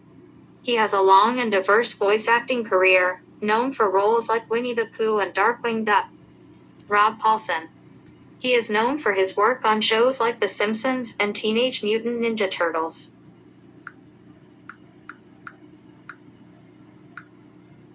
Jeff Bennett, Jim Cummings, and Rob Paulsen are all prominent American voice actors.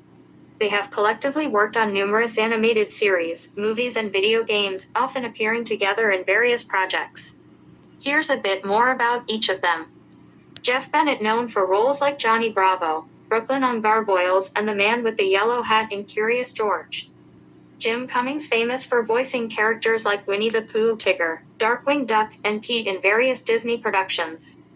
Rob Paulsen, recognizable for characters like Pinky from Pinky and the Brain, Raphael in Teenage Mutant Ninja Turtles, and Yakko Warner in Animaniacs.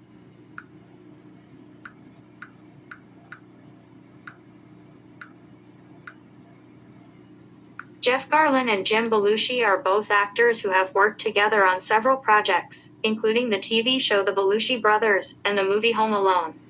Here's a bit more about their connections. The Belushi Brothers.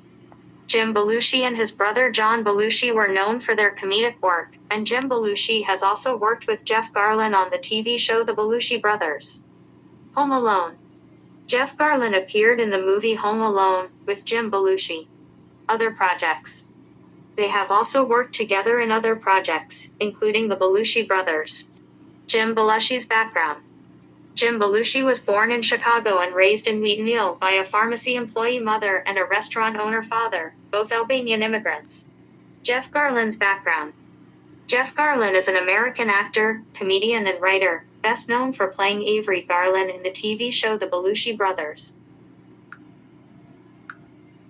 Yes, Jeffrey Glenn Jeff Bennett, born in Houston, Texas, is an American voice actor and singer, best known for voicing Johnny Bravo in the series of the same name. Here's a more detailed look at his career. Voice roles. He has voiced numerous characters in various animated films, television shows, and video games.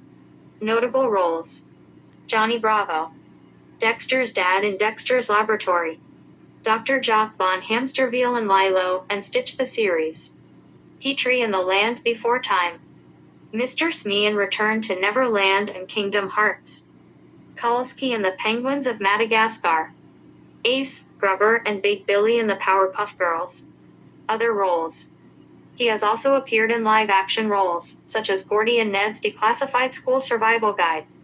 Awards and recognition. He has received an Annie Award and a Daytime Emmy Award for his work in the industry. Star Wars roles.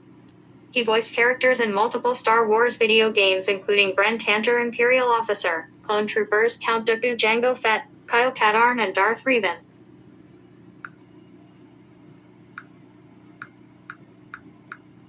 Yes, Jeffrey Glenn Jeff Bennett, born in Houston, Texas on October 2, 1962, is an American voice actor and singer known for voicing characters like Johnny Bravo and Dexter's dad. Here's a more detailed look at his career. Voice acting career. Bennett has a long and impressive resume in voice acting, having voiced over 100 television characters and appearing in over 200 television shows. Notable roles. Johnny Bravo. He is best known for voicing the titular character in the animated series of the same name.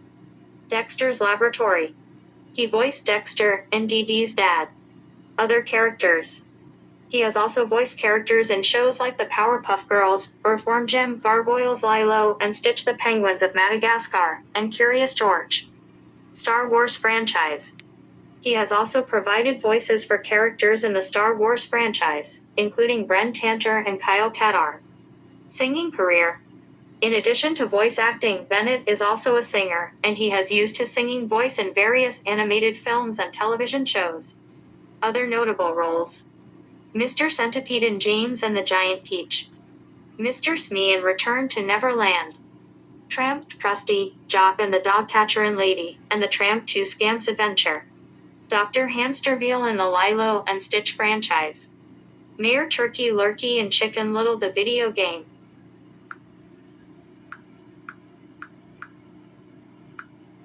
Yes, Jeffrey Glenn Jeff Bennett is an American voice actor and singer, best known for his voice roles in animated films, television shows, and video games including Johnny Bravo. Here's a more detailed look at his career. Voice acting. Jeff Bennett has voiced over 100 television characters and has appeared in over 200 television shows. Notable roles. Johnny Bravo in the television series of the same name. Dexter and Dee Dee's dad from Dexter's Laboratory. Raj in Camp Lazlo. Various characters in films, television shows, and video games from Warner Bros. Animation, Hanna-Barbera, Cartoon Network, and other Warner Bros. Discovery-related media. He also voiced characters in Disney productions like Mr. Centipede in James and the Giant Peach, Mr. Smee in Return to Neverland, and others. Other roles. He has also appeared on camera in films like Friday the 13th Part 7, The New Blood 1988, and Cohen and Tate 1989. Singing voice. He provided the singing voice of Mr. Centipede in James and the Giant Peach.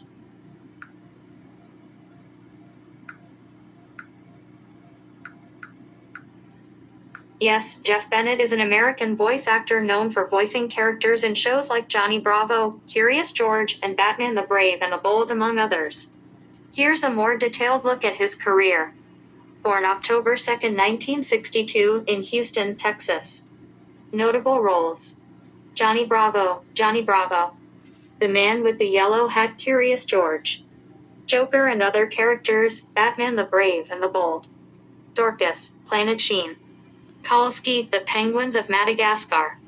Red Tornado, Young Justice. Keswick, Larry and Ollie Tuff Puppy. Cyril, The Legend of Spyro. Ixter, Samurai Jack. JB, Pins Needles and Cage Juju, Tak and the Power of Juju. Ace, Big Billy Pickloids, Broccoloids and Grubber, The Powerpuff Girls. Raj, Camp Lazlo. Bren Tanter, Star Wars Force Commander. Kyle Katarn, Star Wars Jedi Knight 2 Jedi Outcast. Darth Revan, Star Wars The Old Republic. Plume Striker, Lego Star Wars The Freemaker Adventures. Other notable appearances: Dexter's Laboratory. Scooby-Doo. Adventure Time. Regular Show. Transformers Dark of the Moon. The Marvelous Misadventures of Flapjack, Peppermint Larry. Awards. He won an Annie Award for Outstanding Individual Achievement for voice acting in a television production for his role as Kowalski. Yes, Jeff Bennett is an American voice actor and singer known for voicing characters in shows like Johnny Bravo, Dexter's Laboratory, and The Land Before Time. Here's a more detailed look at his career. Noted for: he's particularly recognized for his work as the voice of Johnny Bravo, Dexter's dad, and Petrie in The Land Before Time. Other roles: he has also voiced characters in shows like The Powerpuff Girls, Samurai Jack, Lilo and Stitch, The Penguins of Madagascar, and Gargoyles, among many others. Star Wars. He also provided voices for characters in the Star Wars franchise, including Bren Tanter and Kyle Katarn. Awards. Bennett has received an Annie Award for his role in The Penguins of Madagascar and an Emmy Award for his role in Transformers Rescue Bots. Born: Jeffrey Glenn Bennett was born on October 2, 1962 in Houston, Texas.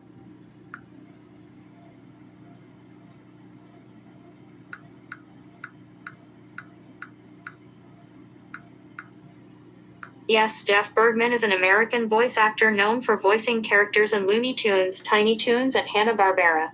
And he has also done some singing, including performing live with orchestras. Here's a more detailed look at his career. Voice acting. He is known for voicing characters like Bugs Bunny, Fred Flintstone, Yogi Bear, and Droopy. He has worked on projects like Space Jam: A New Legacy, Tiny Toons Looniversity, and Our Cartoon President. He has also voiced characters in Looney Tunes cartoons, Tom and Jerry, and the Flintstones. He has voiced characters in Skylanders as Zap. Singing/musical performances. He has performed live with the Boston Pops and the Pacific Symphony narrating Peter and the Wolf. He is also known for his work in commercials, including for brands like Starkist, Charlie the Tuna, Post Pebbles cereals, Fred Flintstone and Barney Rubble, and Nike and Xbox, Bugs Bunny. Other roles. He has voiced characters in Family Guy. He has voiced characters in Jurassic World: Camp Cretaceous. He has voiced characters in Marvel's What If. Yes, Jim Cummings is an American voice actor known for his work in animated films, television, and video games, including roles like Winnie the Pooh, Tigger, and Darkwing Duck. Here's a more detailed look at his career. American voice actor. James Jonah Jim Cummings is an American voice actor, singer, and podcaster, born in Youngstown, Ohio on November 3, 1952. Extensive filmography. He has appeared in almost 400 roles in films, television, and video games. Disney roles. He is best known for his work on Disney productions, including the voices of Winnie the Pooh, Tigger, Darkwing Duck, and Pete. Other notable roles. He has also voiced characters in other animated series and movies, such as Fuzzy Lumpkins from the Powerpuff Girls, Mayor Quatter from The Adventures of Jimmy Neutron, and the Tasmanian Devil. Nickelodeon. He has also voiced characters for Nickelodeon, including Cap and Betty and Attila the Hun on The Adventures of Jimmy Neutron. Video games. He has also provided voices for several video games, including Star Trek Starfleet Academy and Baldur's Gate. Yes, Jim Cummings is a well-known American voice actor, singer, and podcaster with a career spanning almost 400 roles, including iconic characters like Winnie the Pooh, Tigger, and Darkwing Duck. Here's a more detailed look at his career. Early life and career. Born James Jonah Cummings on November 3, 1952, in Youngstown, Ohio. Voice acting. He's known for his work on animated productions by the Walt Disney Company, including voicing characters like Winnie the Pooh, Tigger, Darkwing Duck, and Pete. Other notable roles. He's also voiced characters in shows like The Powerpuff Girls, The Adventures of Jimmy Neutron, CatDog, and Chalk Zone. Video games. He has also voiced characters in video games such as Star Trek Starfleet Academy and Lightning Returns Final Fantasy XIII. Other projects. He's also a singer and podcaster, and has done narration for various projects, including trailers for the Rugrats movie and Hey Arnold the Movie. Imitations.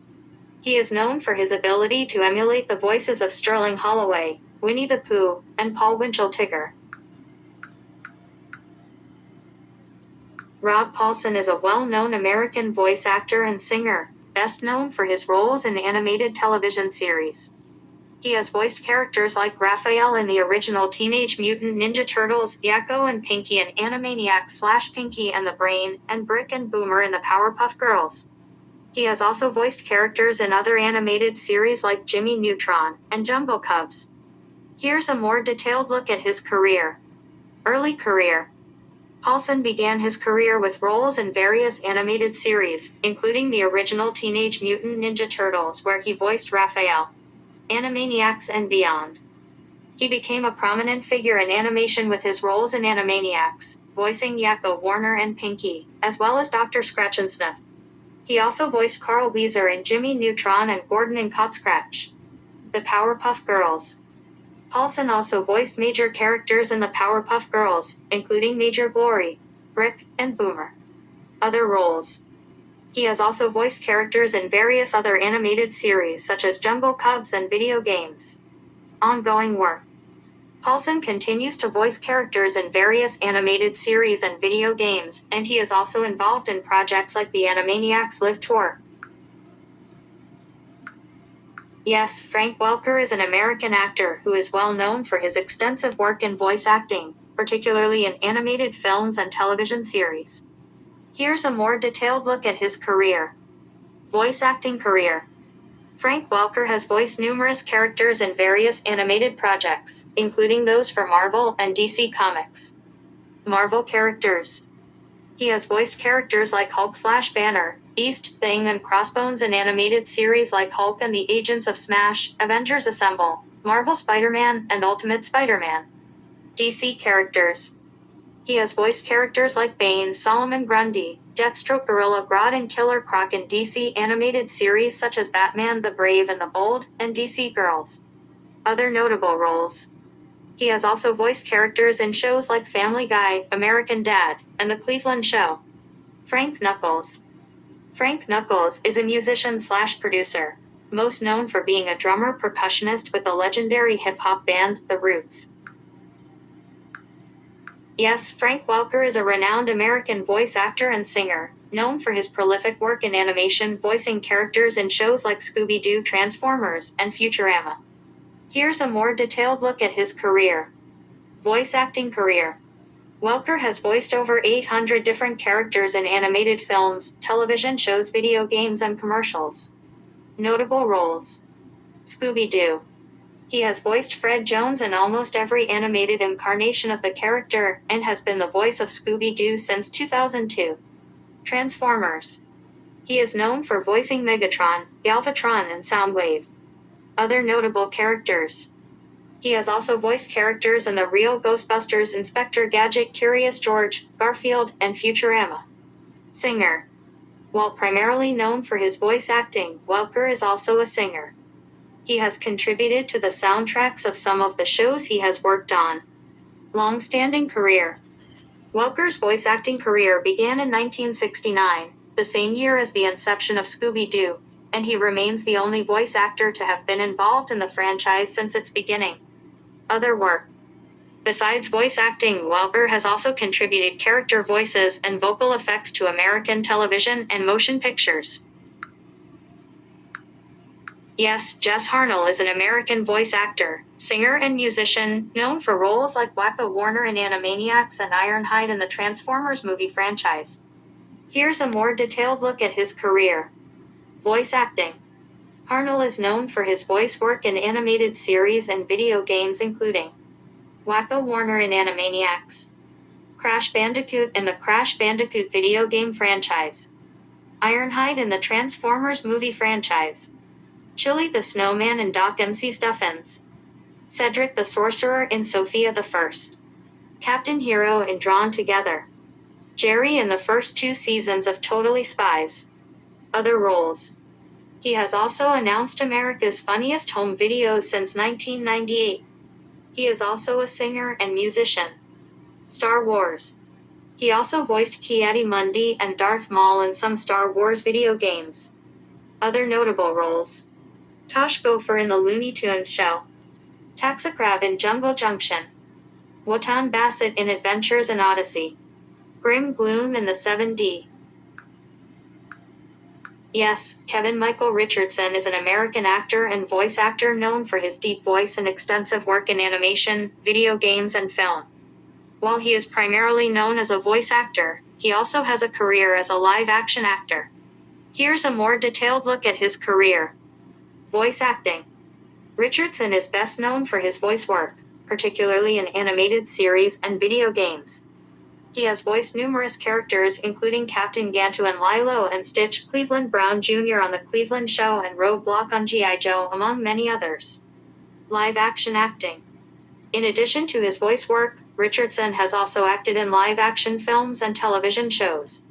He is known for his role as a police officer in Clerks II. Other notable roles. Richardson has also voiced characters in films like Mortal Kombat: The Matrix Revolutions and Transformers: Revenge of the Fallen. Now to the however. Okay, we're on to the however. In the Toy Story franchise, the character Rex is voiced by Wallace Shawn in most appearances. However, Jeff Bennett also voices Rex in some specific instances such as the Tiny Toy Stories series according to the Pixar Wiki. Additionally, according to the Heroes Wiki, Jason J. Lewis voices Rex in some commercials and Earl Boen voiced him in Toy Story 2 the video game, Toy Story Racer, and Disney's Extreme Skate Adventure. There is no known public figure named David Young and David Yanover who worked together with actor David Schwimmer. However, David Yanover and David Schwimmer both worked on the animated movie franchise Madagascar. Here is more information about these 3 individuals. David Schwimmer. Known for. The actor is most famous for his role as Ross Geller on the hit sitcom Friends, which ran from 1994 to 2004. Other projects. Schwimmer also voiced the giraffe Melman in the Madagascar animated film series. His acting career includes other notable roles, such as Robert Kardashian in the People v. O.J. Simpson American Crime Story, for which he received an Emmy nomination. Work with Yanover. Schwimmer worked with David Yanover on the Madagascar movies, where Schwimmer was a voice actor and Yanover was a post-production supervisor. David Yanover. Known for. This production professional is primarily known for his work as a post-production supervisor on several animated films from DreamWorks Animation, including Madagascar. Other projects. His credits also include Kung Fu Panda, Shrek the Third, and The Boss Baby. Work with Schwimmer. Yanover's work on the Madagascar franchise overlapped with Schwimmer's voice acting role, making it the only known public connection between the two. David Young.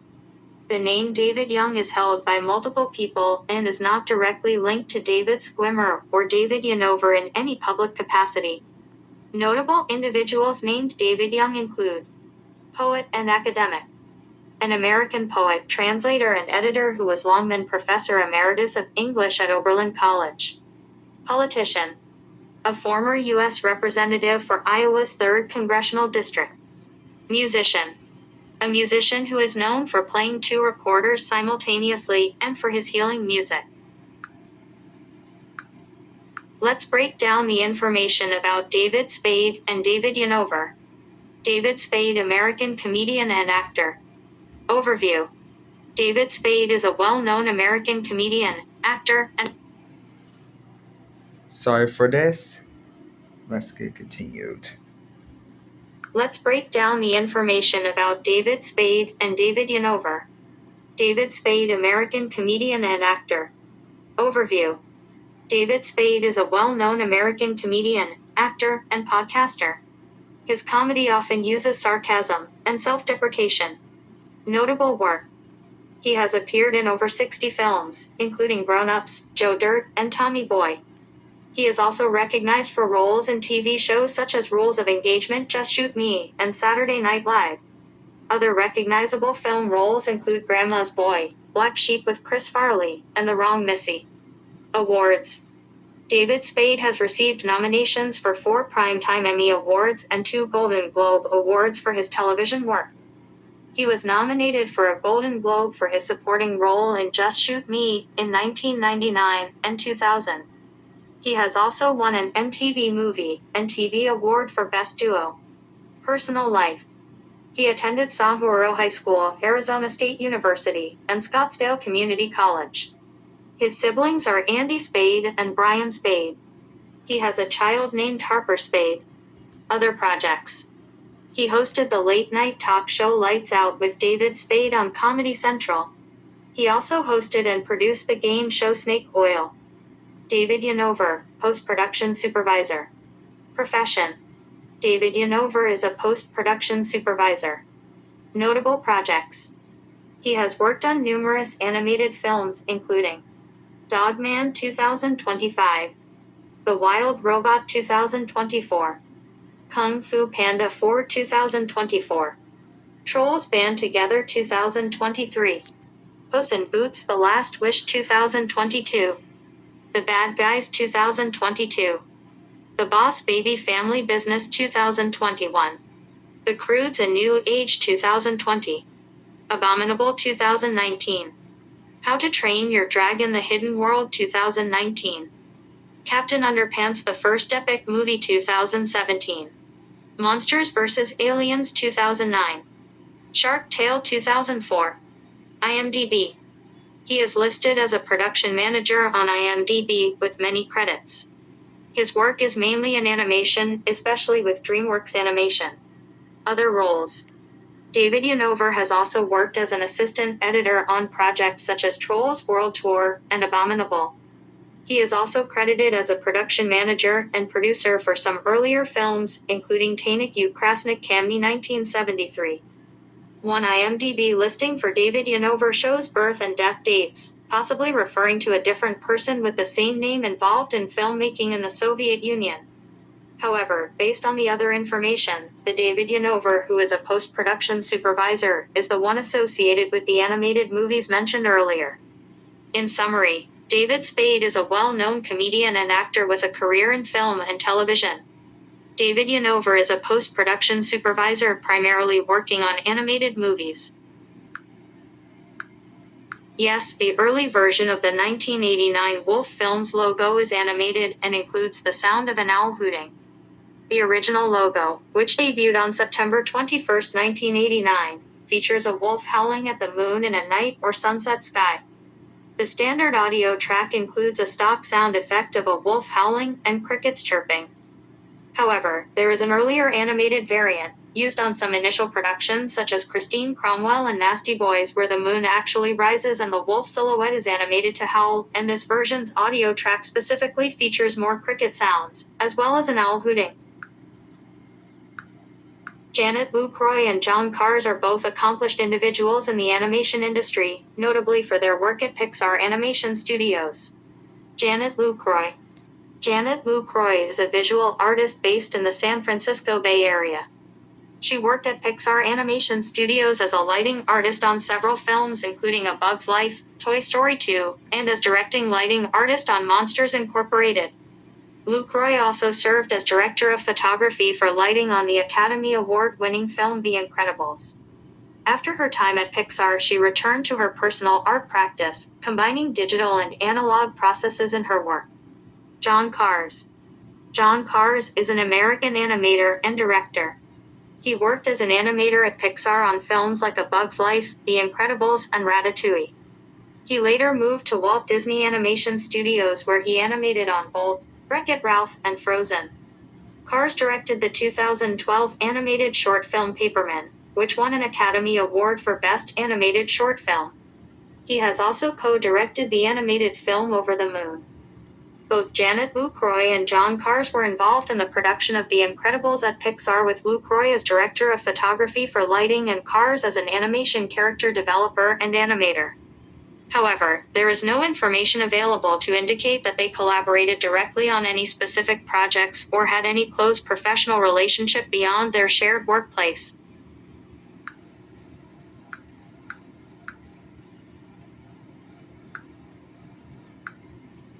Let's look at the information about each of the individuals listed. Brian George. A British-Canadian actor known for roles like Bob Ubad in Seinfeld and Rajesh father in The Big Bang Theory, among numerous other acting and voice acting roles in TV, film, and video games. Brian Stack.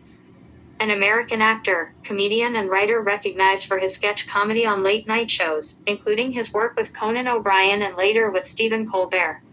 Brian McCann. An American actor, comedian, and writer, also known for his sketch comedy on Late Night with Conan O'Brien and subsequently as a writer for other shows like Nikki and Sarah Live.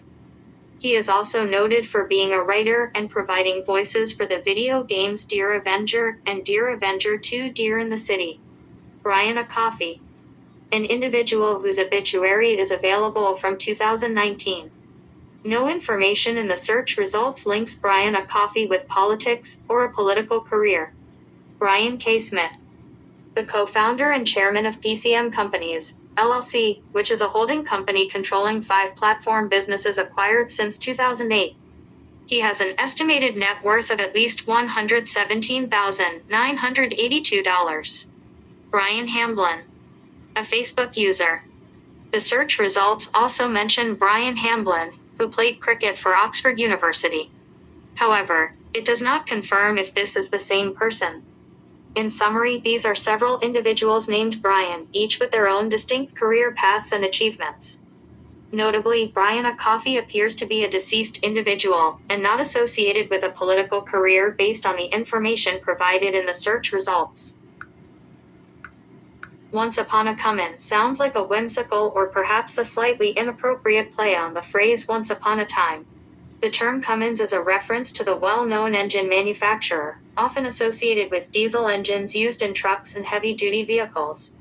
Possible interpretations. Nostalgic or fictional story. It could be the title of a story that takes place in the world of Cummins engines, perhaps a fairy tale or a children's book about a truck or a journey with a Cummins engine. A play on words. The phrase could be a deliberate mispronunciation or a creative twist on the classic fairy tale opening. It might be used in a humorous or quirky context. A reference to engine durability. Once Upon a Comin could imply that the story is about something that lasts a long time, just like a well-maintained Cummins engine, which is known for its reliability. Without further context, it's difficult to say exactly what Once Upon a Comin means. However, the phrase likely plays on the common phrase Once Upon a Time and references the Cummins engine brand. Both Bruce Willis and Bruce Wilson have careers in the entertainment industry, but in different capacities. Bruce Willis, retired American actor. Bruce Willis is a retired American actor known for his roles in a wide range of films, particularly action films like the Die Hard franchise. Other notable works include Pulp Fiction, The Sixth Sense, and Unbreakable. Retirement due to health. In 2022, Willis announced his retirement from acting after being diagnosed with aphasia, a disorder that affects communication skills. His family later shared that his condition progressed to frontotemporal dementia (FTD). FTD is a form of dementia impacting cognitive abilities, including communication skills. Bruce Wilson, FX engineer at DreamWorks. There is a Bruce Wilson who has worked as an FX engineer at DreamWorks Animation, according to IMDb. His listed credits include working in research and development for animation and rigging on the Croods 2013 and as a technical lead in research and development for B-Movie 2007. Other individuals named Bruce Wilson. It's important to note there are several individuals named Bruce Wilson in various professions, some of whom have also been involved in the entertainment industry, like acting in television shows such as Hawaii Five-0 or working in different roles behind the scenes.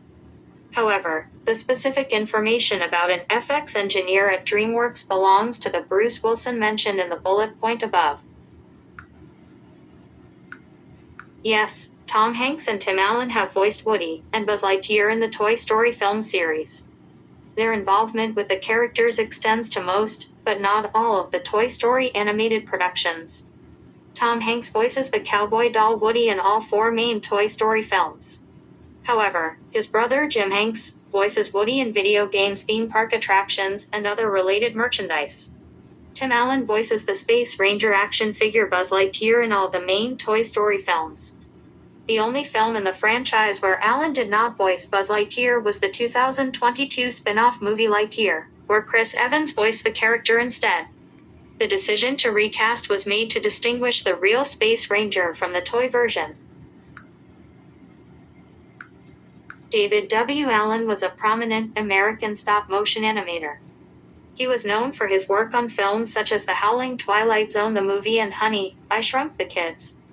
However, the credits for the 2006 film Over the Hedge do not list David Allen as an effects animator credited or uncredited. The credits list several effects animators, but David Allen is not among them. David Cairo Sebrian is listed under visual effects for the film. Therefore, based on the current search results, David W. Allen was not involved in the effects animation for Over the Hedge. In the original 2-disc special edition DVD of Shrek 2001, Disc 1 contains the film in full screen format and offers audio in Dolby Digital 5.1 and 2.0 surround sound in English, French, and Spanish. However, the Dietz audio option is only available on Disc 2, which contains the widescreen version of the film. The Dietz soundtrack offers a richer and bolder sound experience, particularly noticeable during the music and action sequences. This difference between the discs means that if you want to experience the Dietz soundtrack, you need to watch the widescreen version on Disc 2. Later single-disc revisions of the DVD may not include the Dietz soundtrack or the widescreen aspect ratio, focusing on the film and some special features. So if you're looking for the Dietz audio experience, ensure you have the original 2-disc special edition DVD and use Disc 2. Tara Strong and Tara Meyer are both Canadian-American actresses. However, they are separate individuals. Tara Strong is a voice actress known for her work in animated series like The Fairly Odd Parents and Rugrats.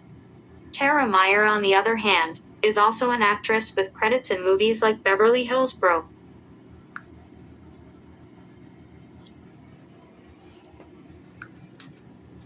Yes, the credits for the SpongeBob SquarePants movie include the Los Angeles crew. Explanation: the Los Angeles crew worked on the animation, storyboarding, and other aspects of the movie. The movie's creator, Steven Hillenburg, originally wanted to end the SpongeBob SquarePants franchise after the movie was released. However, Nickelodeon wanted more episodes due to the franchise's popularity. Christine Belson and Christine Borchard are 2 distinct individuals who have both worked on animated films, particularly at DreamWorks Animation, leading to potential confusion. Their roles in the industry, however, are very different. Christine Belson. Role: a prominent film producer and executive in the animation industry. Career: she is currently the president of Sony Pictures Animation, a position she has held since 2015. Previous roles: before joining Sony, she served as head of development at DreamWorks Animation, where she was the executive producer for How to Train Your Dragon 2010 and a producer for The Croods 2013. Accomplishments: Belson received an Academy Award nomination for Best Animated Feature for her work on The Croods. Christine Borchard. Role: a finance and accounting professional who has worked behind the scenes in animation. Career: she was credited in the finance and accounting department for DreamWorks Animation on films such as B-Movie 2007 and The Croods 2013. Department: Unlike Belson's creative and executive roles, Borchud's work was in the operational side of production, handling finances. Clarifying the confusion. The likely reason for mixing up the two is that their names are similar, and they worked at the same studio on the same film, The Croods. However, Belson was a high-level producer and executive, while Borchud was part of the production's finance team. Jeff Whittle and Jeff Bennett are not typically paired in a specific context. However, there is a Jeffrey Whittle who is a physician and professor, and there are multiple individuals named Jeff Bennett, including an astronomer and author, and other professionals. More context is needed to determine if there is a connection between them. Several different individuals are named Steve Martin. Here's a breakdown of the two individuals described. Steve Martin, the comedian and actor. This Steve Martin, born Stephen Glenn Martin, is a renowned American comedian, actor, writer, producer, and musician. He rose to fame as a stand-up comedian in the 1970s, known for his unique brand of absurdist humor. He later transitioned into a successful film career, starring in a long list of popular films including The Jerk, Planes, Trains, and Automobile, Father of the Bride, and more recently the Hulu series Only Murders in the Building. Beyond comedy and acting, he is also an accomplished banjo player and has released multiple bluegrass albums, even winning Grammy Awards for both his comedy albums and music albums. He's also a writer, with several books, novellas, and plays to his name. Steve Martin, breakdown artist/in-betweener. The terms breakdown artist and in-betweener refer to roles within the animation and costume design industries. Breakdown artists in animation are responsible for creating the intermediary drawings between key poses to define the movement in more detail, according to Wikipedia. They work closely with the key animators to ensure smooth and accurate transitions between poses. In costume design, breakdown artists, also known as agers, dyers, or textile artists, create realistic wear and tear, like rips or stains on costumes to match the narrative and character's journey. In-betweeners in animation create the in-between drawings that smooth out the action between the breakdown drawings, completing the movement frames. Research reveals an artist named Steve Martin who works as a freelance artist for companies like Mattel and Disney. It is highly likely this is the Steve Martin you are referring to as the breakdown artist/in-betweener, as his client list suggests a career in visual arts and potentially animation or related fields. However, further investigation would be required to definitively confirm the specifics of this Steve Martin's roles as a breakdown artist or in-betweener. Based on the provided search results, there is no evidence that the United States and Canada joined a new, single international organization on July 14 and September 14, 2010 respectively. Both countries are long-standing allies, both being founding members of the United Nations and NATO. However, 2010 was a significant year for bilateral negotiations and agreements. By American Dispute Resolution, Feb 2010. In early 2010, the US and Canada reached a major agreement to settle disputes over Buy American provisions, allowing Canadian companies to bid on US infrastructure projects funded by the American Recovery and Reinvestment Act. 2010 Border Cooperation. Throughout 2010, the two nations were actively negotiating and signing various agreements regarding trade and border management. Security and Prosperity Partnership, SBP. While initiated earlier, the SBP was a major framework for cooperation between the US, Canada, and Mexico that was in focus through 2010. The specific dates July 14, 2010, and September 14, 2010, likely correspond to the signing or implementation of specific, minor bilateral agreements or treaties during that year rather than the accession to a new international organization. Based on the available information, the official Dateline NBC YouTube channel was active and posting content around that time, but specific channel creation dates are not explicitly confirmed in the search results. However, the following key details regarding Dateline around 2014 are supported. Key coverage.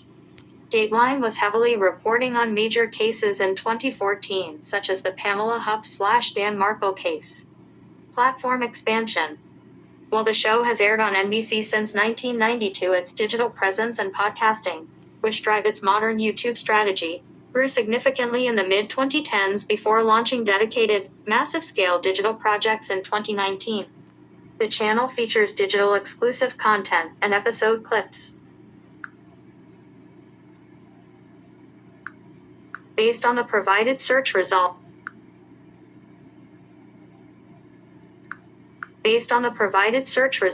it appears there might be some confusion regarding the connection between David Koechner and David Burgess Animator.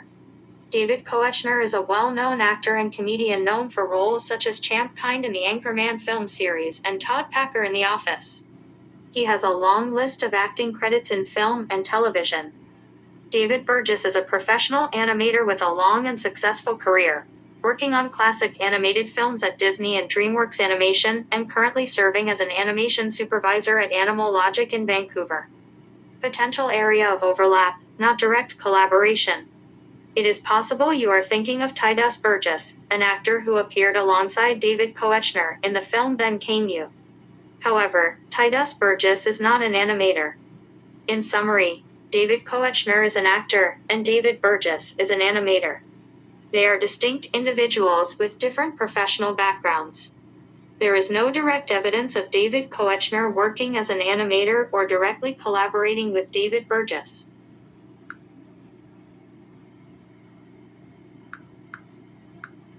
Based on the description, the sound you are referring to is likely the recurring ooh noise Stan Smith makes when he gets caught doing something, is surprised, or makes a sudden realization. The sound. It is a distinct, high-pitched vocal exclamation often described as ooh or a whine. The context. It frequently occurs after a scene transitions, often right after Stan has walked out, been caught, or finished a dialogue, acting as a recurring comedic gag. Examples. It is used in various episodes, including when he gets caught by his family or CIA colleagues. It has also been noted to sound similar to a groan or a gasp in different scenes. Another recurring sound effect in the show is the first few notes of the intro music played immediately after a scene cuts. However, the ooh sound is a very popular, recurring vocal gag used for the situation described.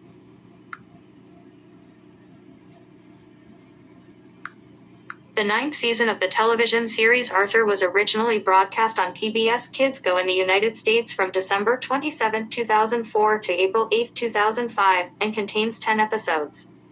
Cameron Ansel replaced Mark Rendell as the voice of Arthur. Jessica Cardoz replaced Patricia Rodriguez as the voice of Sue Ellen Armstrong. Eleanor Noble replaced Evan Smirning as the voice of George, and Paul Stewart Brown replaced Alex Hood as Brain. However, Brown shared this with Alex Hood, who also voiced Brain since Season 7. But in Seasons 10 and 11, Brown provides Brain alone. This is also the last season where Alex Hood voices Brain, as well as the first season where Cookie Jar Entertainment produced this series after the Cinar Cookie Jar rebrand. It produced the series until the end of Season 15, when it merged with DHX Media.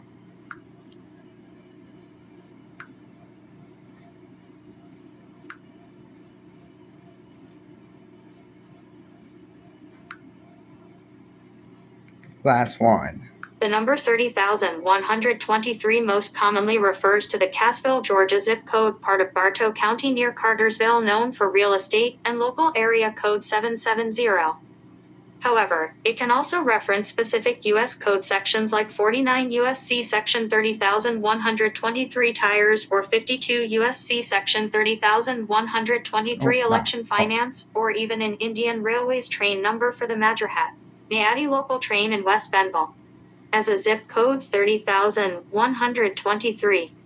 Location: Cassville, Georgia in Bartow County near Cartersville. Type: primarily a P.O. box is zip code, meaning it serves post office boxes. Real estate: Zillow shows listings and housing market data for this area as U.S. code sections. 49 U.S.C. section 30,123. Deals with U.S. federal motor vehicle safety standards for tires, including regrooving, grading, and load standards. 52 U.S.C. section 30,123. Pertains to limitations on currency contributions for political campaigns. As an Indian Railway train. 30,123. The Madrihat Nayati local train, via Prince Gad on the Eastern Railway in India. Notes Ixigo.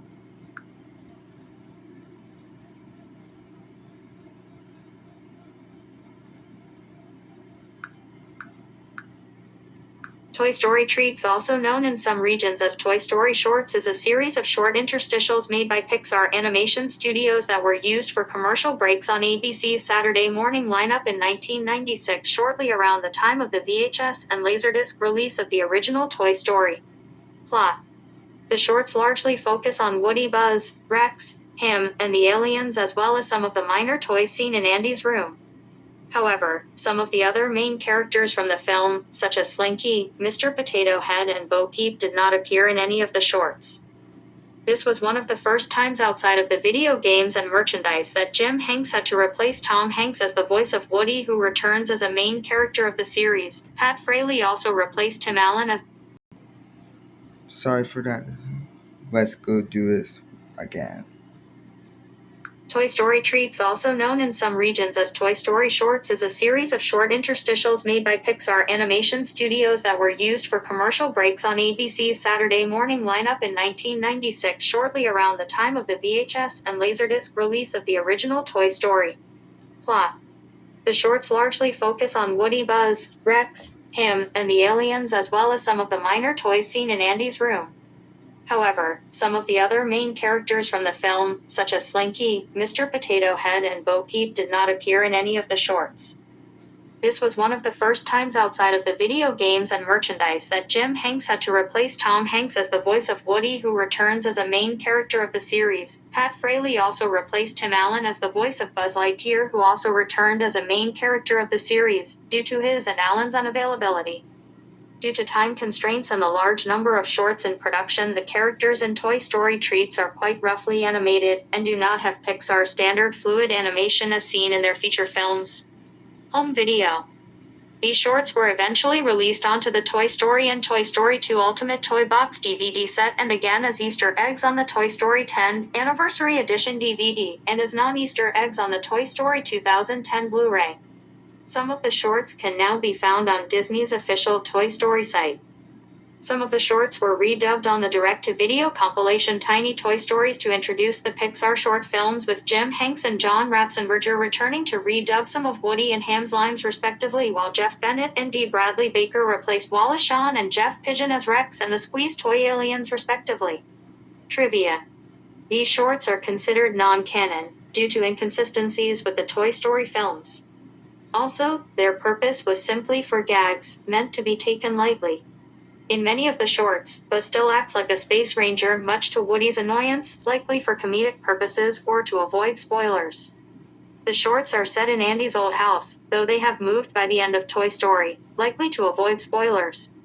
In some of the shorts, the mutant toys and Squeeze Toy aliens appear in Andy's room, though they don't belong to Andy, though Andy does own 3 Squeeze Toy aliens after the events of Toy Story 2. Woody's hat is destroyed by Babyface in one of the shorts. In Toy Story 2, it is implied that this is a rare collector's item, which would make it difficult for Andy's mom to replace it. Buzz still has the sticker on his wrist communicator, even though he pulled it off in the first film, likely to avoid spoilers. In Channel Surfing, a clip from the 1927 silent film Metropolis appears on the TV, and the clip of the dancing pigs is from the 1949 Famous Studios cartoon short Farm Foolery. The latter clip can also be seen in Teen War.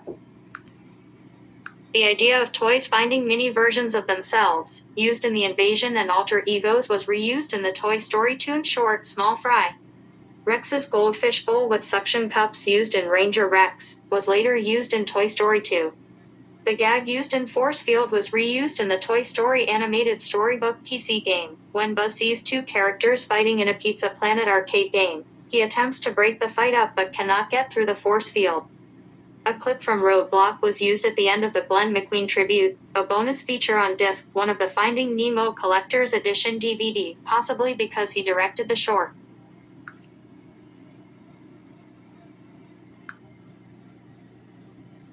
Russell Charles Means was a Native American activist, politician, actor, voice actor, writer, and musician. For Disney, he provided the speaking voice of Chief Powhatan in the 1995 Disney animated feature film Pocahontas. Disney sought Means for the role of Powhatan, who was not interested at first. However, after reading the script for Pocahontas, Means was very supportive of the film and agreed to the role. For Touchstone Pictures, he appeared as himself in The Last Shot. Means was born in Porcupine, South Dakota on the Pine Ridge Indian Reservation. In 1942, the Means family resettled in the San Francisco Bay Area, seeking to escape the problems of the reservation. Overcoming poverty and addiction, Means found purpose in the American Indian movement in Minneapolis, Minnesota, where he rose as a prominent leader. He would fight for the rights of Native American through protests, activism, and court battles. Becoming an actor in the 1990s, Means made his film debut as the Chief Chingachgook in The Last of the Mohicans, co-starring with Daniel Day-Lewis, Eric Sprague, and Wes Studi. He later appeared in Natural Born Killers, Windrunner, Buffalo Girls, Into the West, Wind River, Thomas and the Magic Railroad, Pathfinder, and Days and Nights. His television credits included Walker, Texas Ranger, Touched by an Angel, Duckman Liberty's Kids, Curb Your Enthusiasm, and Banshee. In August 2011, Means was diagnosed with esophageal cancer. Rejecting modern medical treatment, Means used traditional American Indian remedies and alternative treatments at his home on the Pine Ridge Reservation. In late September, Means reported that through chemotherapy, his tumor had diminished greatly. However, by the following year, his health continued to decline and he died on October 22, 2012. Means was cremated and his ashes were sprinkled throughout the Black Hills. Trivia: Eddie Little Sky, another Native American actor, also lived at the Pine Ridge Indian Reservation as well as appeared in various Disney film projects. 1 Carat.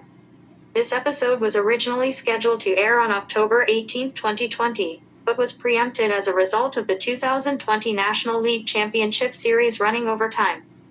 However, the episode was screened on October 14, 2020 at Paley Front Row Simpsons Treehouse of Horror, a panel discussion hosted by Decider Paley Center for Media and Fox.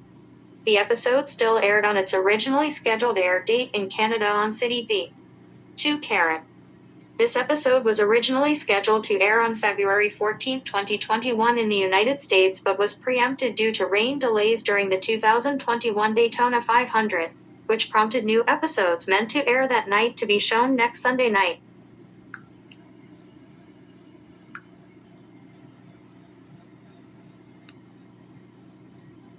A death is when the character dies.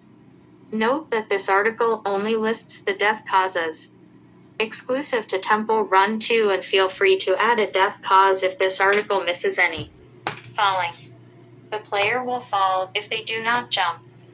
The character will end up screaming "ah" if they fail to jump. Every tilt the screen to the wrong way, which this occurs in Sky Summit, Frozen Shadows, Blazing Sands, and Lost Jungle. Failing to grab on the zip line, which this occurs in Sky Summit, Pirate Cove only if got the Gold Edition, and Lost Jungle. Falling off the rail or river because of not tilting, failing to turn left or right, or failing to jump. There are many ways of falling. Hitting objects. If the player hits any obstacle, they will die. This happens in every single map. Some objects are separate, such as the saw and the minicart in Sky Summit. Once the player hits the obstacle, whether they are in any map, the character goes like oof. Then they lie flat on the ground. Hitting a tree often occurs in forest sections of Sky Summit, but some obstacles will just instead make the player trip, which can cause the roar of the demon monkey at the beginning catch up to the player rapidly, which can cause the bar to break and start over down to 0 again, and coins can only bring it back up.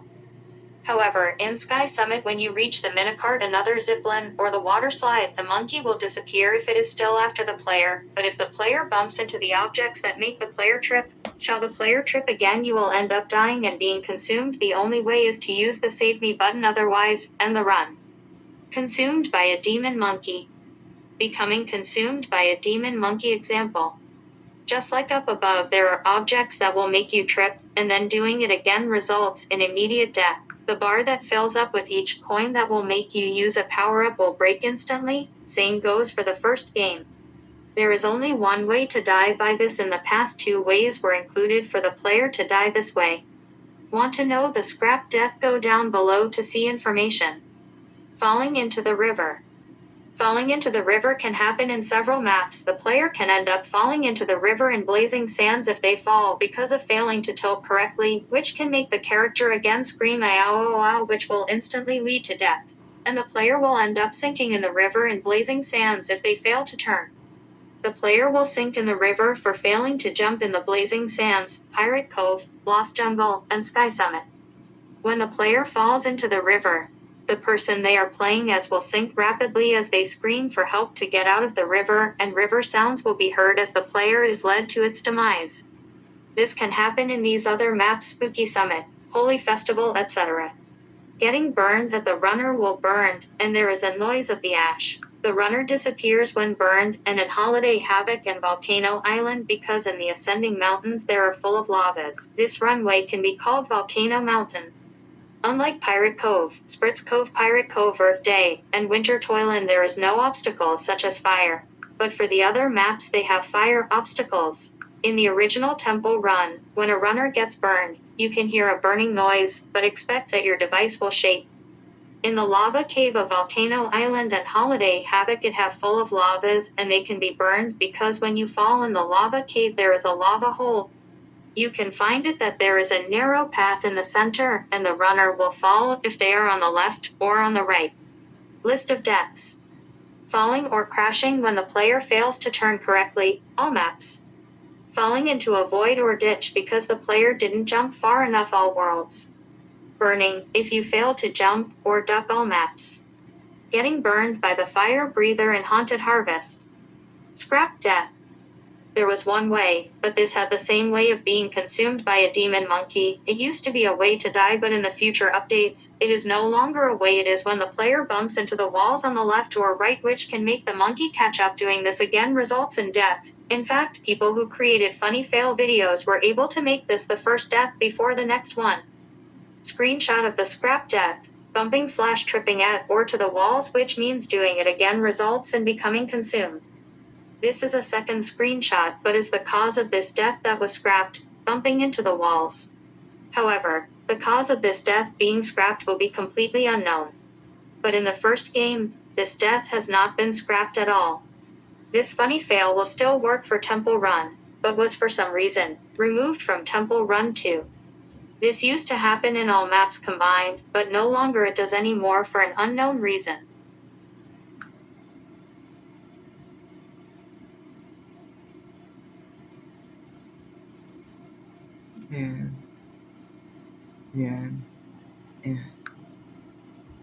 And I think that's it.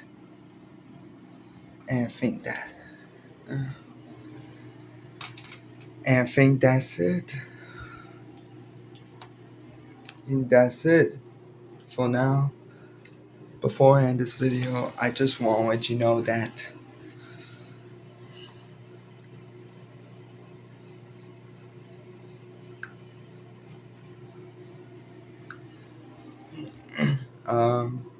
no, this.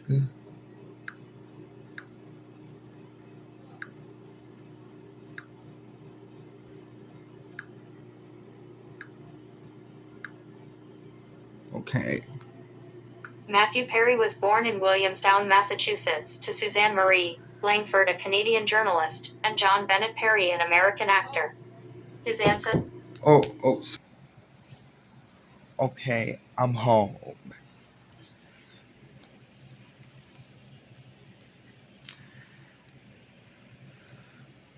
Okay.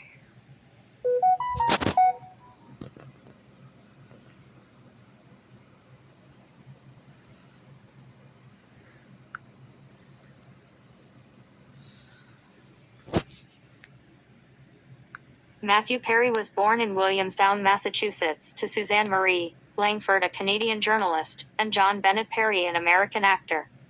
His ancestry includes English, Irish German, Swiss German, and French Canadian. Perry was raised in Ottawa, Ontario, where he became a top-ranked junior tennis player in Canada. However, after moving to Los Angeles at the age of 15 to live with his father, he became more interested in acting.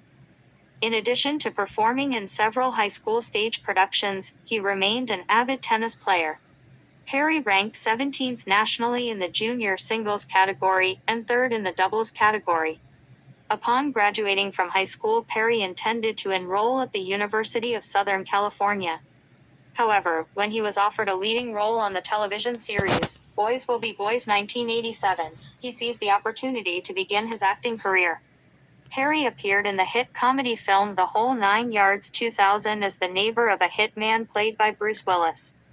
His other feature film credits included Fool's Rush in 1997, A Night in the Life of Jimmy Reardon 1988, She's Out of Control 1989, and Parallel Lives 1994.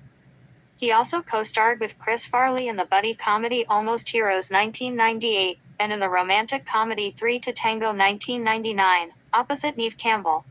Perry resided in Los Angeles. He enjoyed playing ice hockey and softball in his spare time.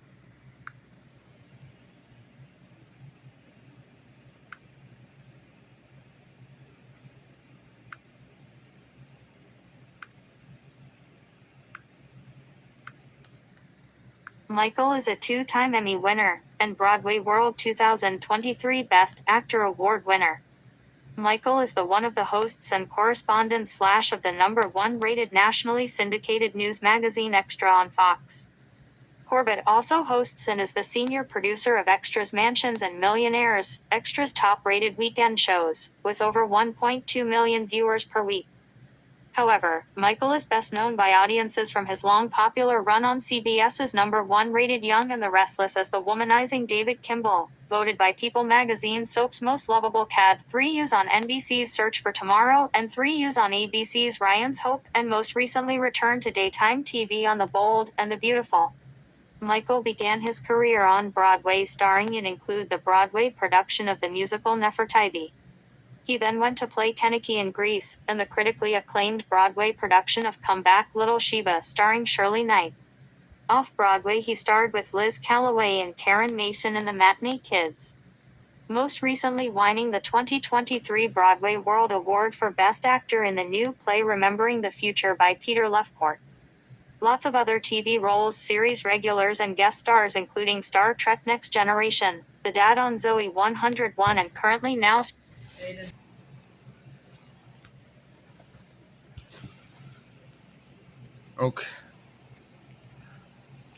Okay, let's do this again. Michael is a two-time Emmy winner and Broadway World 2023 Best Actor Award winner. Michael is the one of the hosts and correspondent / of the #1 rated nationally syndicated news magazine Extra on Fox. Corbett also hosts and is the senior producer of Extra's Mansions and Millionaires, Extra's top-rated weekend shows, with over 1.2 million viewers per week. However, Michael is best known by audiences from his long popular run on CBS's #1 rated Young and the Restless as the womanizing David Kimball, voted by People magazine's Soap's Most Lovable Cat, 3U's on NBC's Search for Tomorrow, and 3U's on ABC's Ryan's Hope, and most recently returned to daytime TV on The Bold and the Beautiful. Michael began his career on Broadway starring in include the Broadway production of the musical Nefertiti. He then went to play Keniki in Grease, and the critically acclaimed Broadway production of Come Back Little Sheba starring Shirley Knight. Off-Broadway he starred with Liz Callaway and Karen Mason in The Matinee Kids. Most recently winning the 2023 Broadway World Award for Best Actor in the new play Remembering the Future by Peter Lefcourt. Lots of other TV roles, series regulars and guest stars including Star Trek Next Generation, the dad on Zoe 101 and currently now starring in Emmy-winning digital series Venice the Series and The Disappointments. And as an accomplished television producer, Michael is also the creator and executive producer of the hit Netflix series Life After Death with Tyler Henry, Live Form The Other Side for Netflix, and 4 seasons of the critically acclaimed TV series Hollywood Medium with Tyler Henry on E! Network, as well as the creator and executive producer of Mansion Hunters for Reelz channel. Michael has also now partnered with Mark Cuban's newest venture Fireside Chart, a new Web3-based interactive platform in which Corbett Stern is now producing its own TV network for called The Collective. His website is Mikhail Corbett.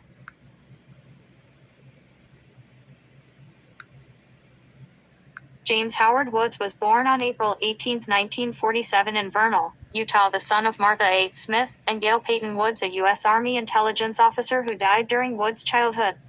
James is of Irish, English, and German descent. He grew up in Warwick, Rhode Island, with his mother and stepfather Thomas E. Dixon. He graduated from Pilgrim High School in 1965, near the top of his class.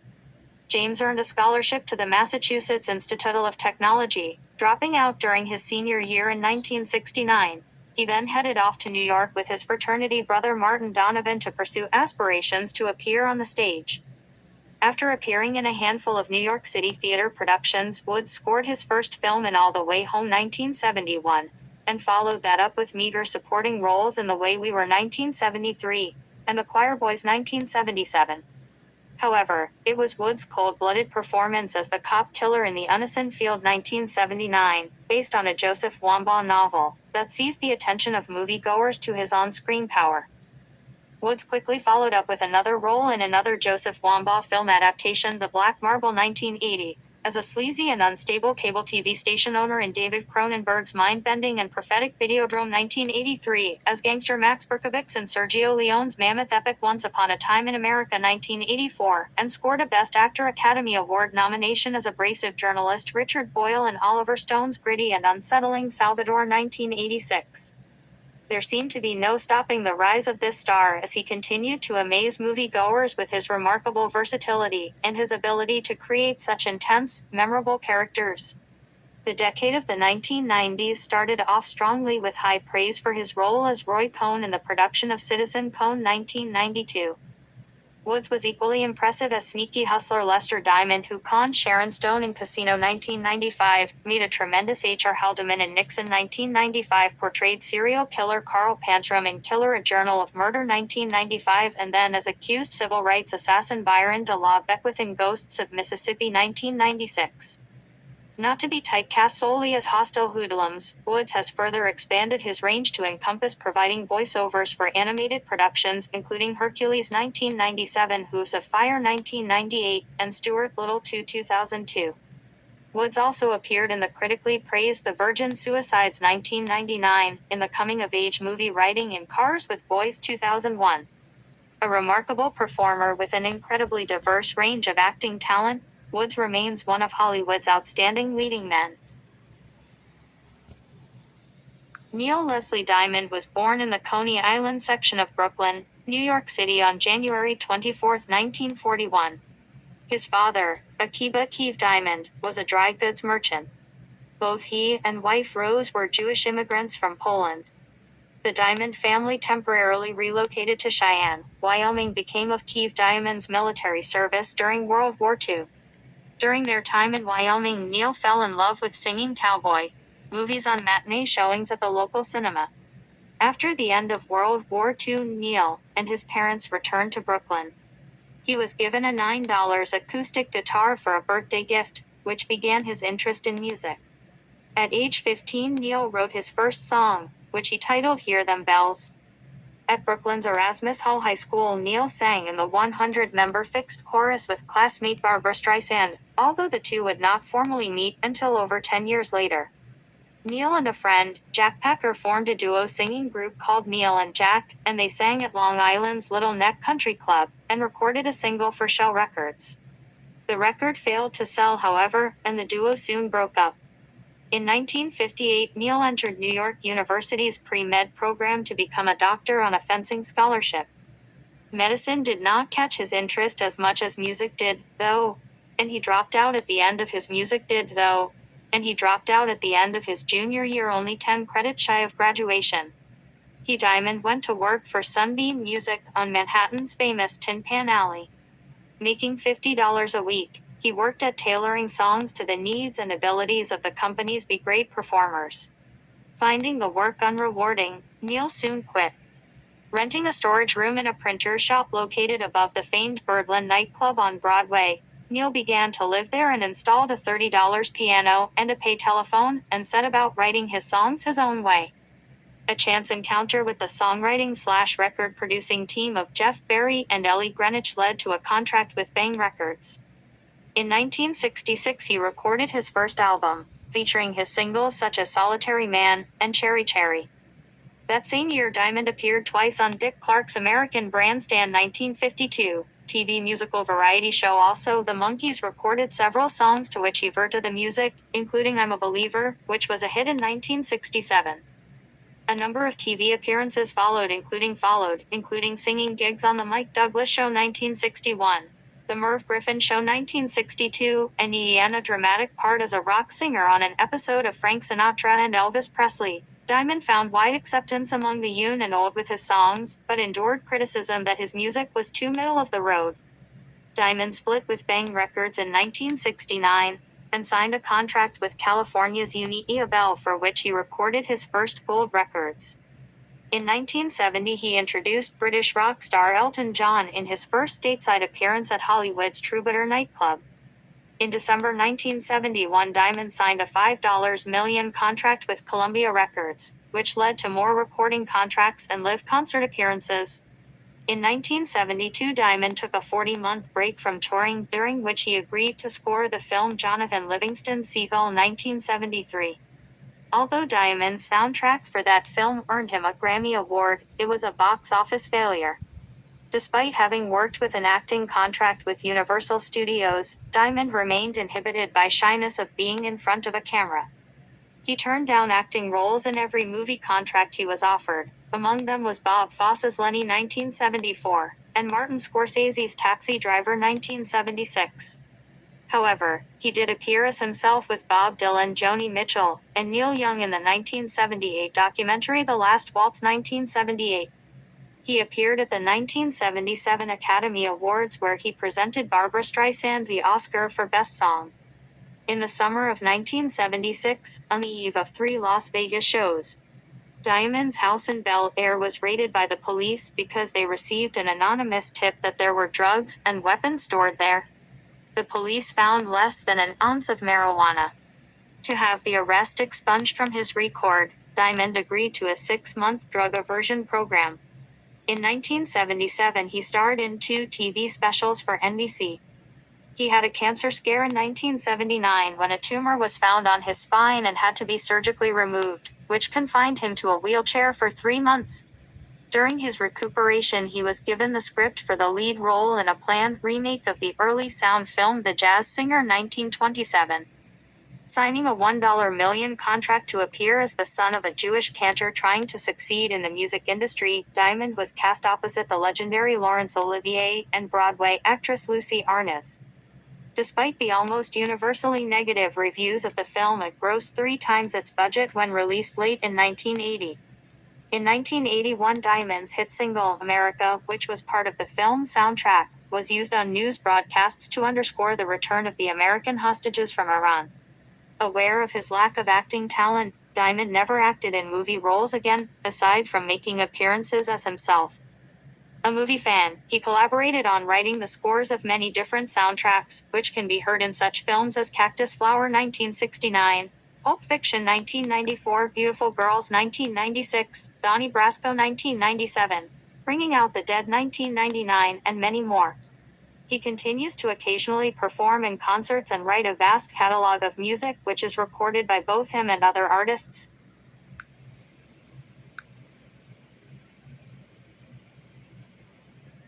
Ocean was born in Long Beach, California.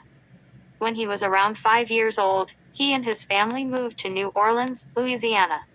He grew up around its local jazz scene and listened to his mother's CDs on her car stereo, including albums by Celine Dion, Anita Baker, and the Phantom of the Opera soundtrack. As a teenager, he did neighborhood chores and saved up money to rent studio time. He enrolled in the University of New Orleans and moved into its dormitory in 2005. In 2005, Hurricane Katrina hit Ocean's hometown of New Orleans and his recording facility, which was looted and destroyed by floodwater. To continue recording music, he moved to Los Angeles and intended to stay for 6 weeks. However, after acclimating himself with music industry circles, Ocean planned to stay longer and develop his music career. He recorded demos at a friend's studio and shopped them around Los Angeles. After getting a songwriting deal, he started working with other record producers and writing songs for artists such as Justin Bieber, John Legend, Damian Jones, and Brandy Norwood. After meeting them in 2009 through networking, Ocean joined the Los Angeles-based hip-hop collective Offoctave, also known as Odd Future. His friendship with Odd Future member Tyler, the Creator, reinvigorated Ocean's songwriting. In late 2009, he met Christopher Stewart, who helped him sign a contract with Def Jam Recordings as a solo artist, though he was initially unable to build a relationship with the company. In 2010, through a legal website, he changed his name from Christopher Brooks to Christopher Francis William Ocean, which was inspired partly by the 1960 film Ocean's 11 1960. On February 18, 2011, Ocean released his first mixtape, Nostalgia, Ultra, to critical acclaim. The mixtape focuses on interpersonal relationships, personal reflection, and social commentary. In April 2011, Ocean stated that his relationship with Def Jam strengthened since the release of the mixtape. Ocean first appeared in the Tyler, the Creator music video for the single She, from Tyler's second studio album Goblin. His first performance was in collaboration with Odd Future at the 2011 Coachella Valley Music and Arts Festival, where he later joined them for their first tour across the East Coast of the United States. On May 19, 2011, Ocean's record label Def Jam announced its plans to re-release Nostalgia, Ultra as an EP. The single Novocaine was released to iTunes in May 2011, and the EP originally was set to be released the next month, but was delayed. In June 2011, Ocean revealed that he would be working on the upcoming Ye and Jay-Z collaborative album, Watch the Throne. Ocean co-wrote and featured on 2 tracks, No Church in the Wild and Made in America. On July 28, 2011, a song titled Thinkin' About You leaked on the internet. It was later revealed the song was a reference track, written by Ocean for Roc Nation artist Bridget Kelly's debut studio album. Kelly renamed the song Thinking About Forever. In September 2011, a music video directed by High Five Collective for Ocean's version was released, yet the song still appeared on Kelly's debut EP Every Girl. In March 2012, a remastered version of Thinkin' About You leaked, intended to be a single. Ocean released the cover art for his debut studio album's lead single titled Thinkin' About You, revealing the song would be released to digital retailers on April 10. On June 8, 2012, a single from the album Channel Orange entitled Pyramids was made available for download on Ocean's Tumblr blog.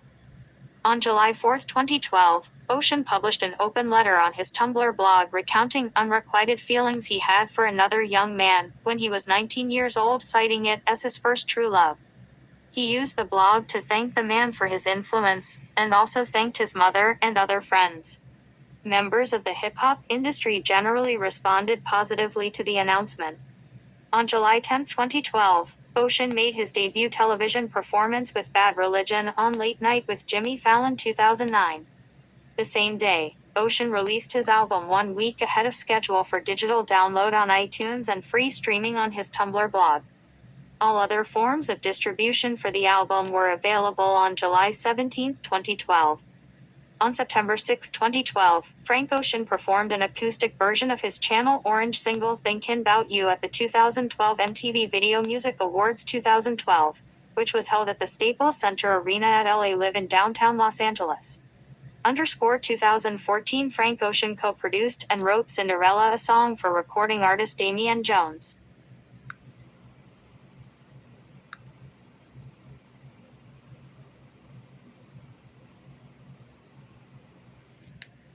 Thomas Grant Gustin, better known as Grant Gustin, is an American actor and singer. He is known for his roles as Barry Allen/Flash on the CW series The Flash, and as Sebastian Smythe on the Fox series Glee. Gustin was born on January 14, 1990 in Norfolk, Virginia. He is the son of Dr. Tina Lynn Sweeney Haney, a pediatric nurse, and Thomas Avery Gustin. During his high school years, Grant attended the Governor's School for the Arts program in Norfolk, Virginia for musical theater. He also went to Chorale Players Incorporated, which is a theater organization in Virginia. In 2008, he graduated from Granby High School and went on to attend the BFA Music Theater program at Elon University in North Carolina for 2 years. He left school to take the role of Baby John in the Broadway revival tour of West Side Story, and performed with the tour from its opening on September 30, 2010 through September 23, 2011. On November 8, 2011, he debuted on the television series Glee as Sebastian Smythe, an openly gay member of the Dalton Academy Warblers. Gustin won the recurring role of Sebastian, a promiscuous and scheming character, after an exhaustive, weeks-long casting search. He originally auditioned for a role as a tap dancer, but did not get the part. However, Ryan Murphy kept him in mind. He began filming the role early on Monday, September 26, 2011, after having finished his final West Side Story performance the Friday night before. Gustin began filming A Mother's Nightmare 2012, an original film for the Lifetime Network, in late May 2012. The project also stars actresses Annabeth Gish and Jessica Lones, and was shot in Canada. On July 11, 2012, it was announced that Gustin had landed a major role in the independent film Affluenza. On September 13, 2013, it was announced that Gustin would play Barry Allen in the second season of Arrow. He was initially supposed to appear in 3 episodes, the last one serving as the backdoor pilot for a potential spin-off Flash series. However, the backdoor pilot plan was dropped in favor of a standalone pilot, titled The Flash. The pilot was picked up with an initial order of 13 episodes, and the series premiered on October 7, 2014, with 4.8 million viewers, the most for a premiere on the CW in 5 years. 2 weeks later, the network increased the episode order to a full season of 23 in all. On January 11, 2015, the show was renewed for a second season. On March 11, 2016, it was renewed for a third season. Gustin also reprised his role in an episode of CBS series Supergirl. In 2017, he co-starred with Nick Robinson in William H. Macy's film Crystal 2017. In 2018, he married Andrea Toma.